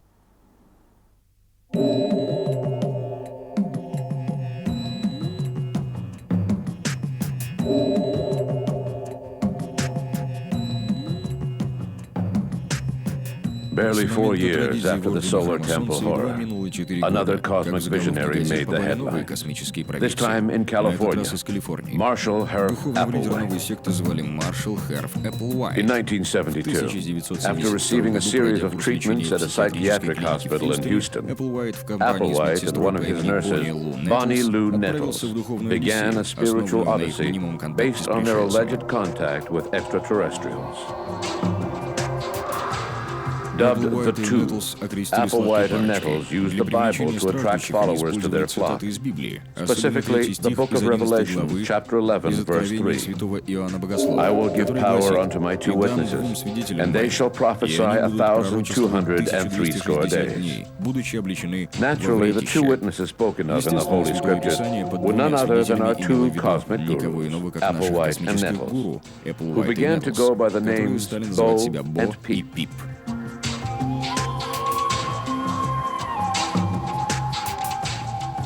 Through telepathic contact with friendly extraterrestrials, the gurus learned that evil extraterrestrials were preparing to destroy the human race. Their cosmic visionaries instructed them to identify a group of chosen ones to be removed from Earth and placed in safety. In the spring of 1997, UFO researchers noticed a strange light at the tail end of Comet Hale-Bopp. Marshall Applewhite, who had changed the name of the group to Heaven's Gate when Nettles died in 1985, said that he was certain this light was the famous spaceship coming to take the disciples away, despite formal contradictions by professional astronomers.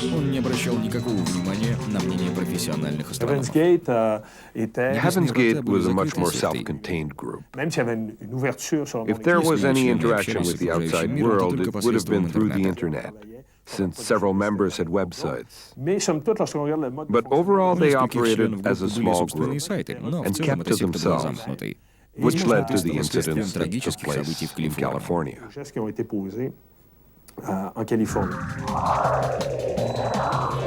After having videotaped farewell messages to their friends and family, the 21 women and 18 men in Heaven's Gate took a deadly drink containing alcohol laced with the drug. Секта Небесные Врата верила в инопланетян. Существование группы закончилось этой жуткой трагедией, коллективным самоубийством 35 человек. Do I think that the aliens are a UFO-based movement like, say, Heaven's Gate was a UFO-based movement that ended in the tragedy that we all know, the collective suicide of 35 people? My first reaction is to say, no, I don't think so. But I would like to add that there are things going on within the alien movement that aren't exactly kosher. We're in favor of eugenics. Geniocracy means rule by geniuses. It's an elitist view. And added to this elitism is the idea of genetic purity, which must be absolute. If you are genetically impure, the Elohims, the creators, don't want you around. Tiny robots so small that you could fit billions of them into a drop of water. Just imagine if Rael were to have a successor that took all of this stuff seriously.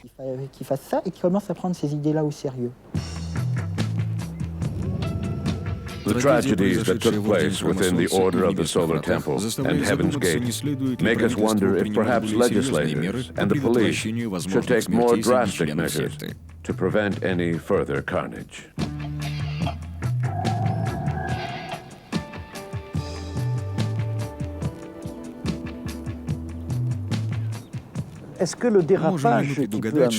Can we predict when things will get out of control within a sect to the point of suicide? That's a difficult question to answer. If it were predictable, then the police would be able to step in and prevent it from happening. I live in a democratic society, and as I always say, as long as I respect the freedom of others, I guarantee my own freedom. When we talk about groups that are similar to the Order of the Solar Temple, we need to get one thing straight. The Quebec Provincial Police carry out an investigation whenever a crime is committed. But if no crime is committed, the police have no reason to investigate. They don't go around investigating things just for the fun of it. A crime must have been committed.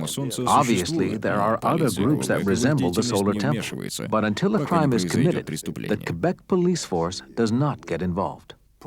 Personally, I prefer to live in a tolerant society rather than one which believes in witch hunts like France. It's unfortunate that people think there is a witch hunt going on in our society. As a volunteer of an association, my own personal goal is not to pursue a witch hunt. It's more a matter of prevention and precaution. I feel that people are wrong in thinking that we are conducting a witch hunt. French legislators have no wish to instate a witch hunt of any kind. France is a democratic country, a secular state. It's important to separate spiritual matters from worldly matters. Separating spiritual matters from worldly matters. For individuals questioning their existence, isn't it more satisfying to the ego to know that you are a member of a chosen few? Isn't it somehow gratifying to rub elbows with visionaries who are the reincarnation of Socrates, Mona Lisa, or even Jesus himself? And when these cosmic gurus invite us to join them on an intergalactic journey to a far-off paradise, how can we turn down such an inviting offer? How can we tell the difference between spiritual matters and worldly matters? How can we unmask the imposter disguised as a cosmic visionary? Now that we are in the 21st century, contacts with extraterrestrials are far from subsiding. They are being used more and more often by gurus. This brings to mind a quote by Victor Stokowski, who wrote a major paper on visitors from other worlds called Men, Gods, and Extraterrestrials. We may not like the world as it is. We may find reality to be confusing, boring, and at times cruel. But it is dangerous to dwell in the absolute certainty that beyond this reality lies a mystical paradise, a better life that we can achieve by sacrificing our life in the here and now. If a group is led by someone who is so terrific, so personable, so humane that you find yourself thinking, why haven't I heard of this person before? And when the goal of the group is so fantastic that you find yourself thinking, this is too good to be true, well, then it probably is too good to be true. Always use discernment.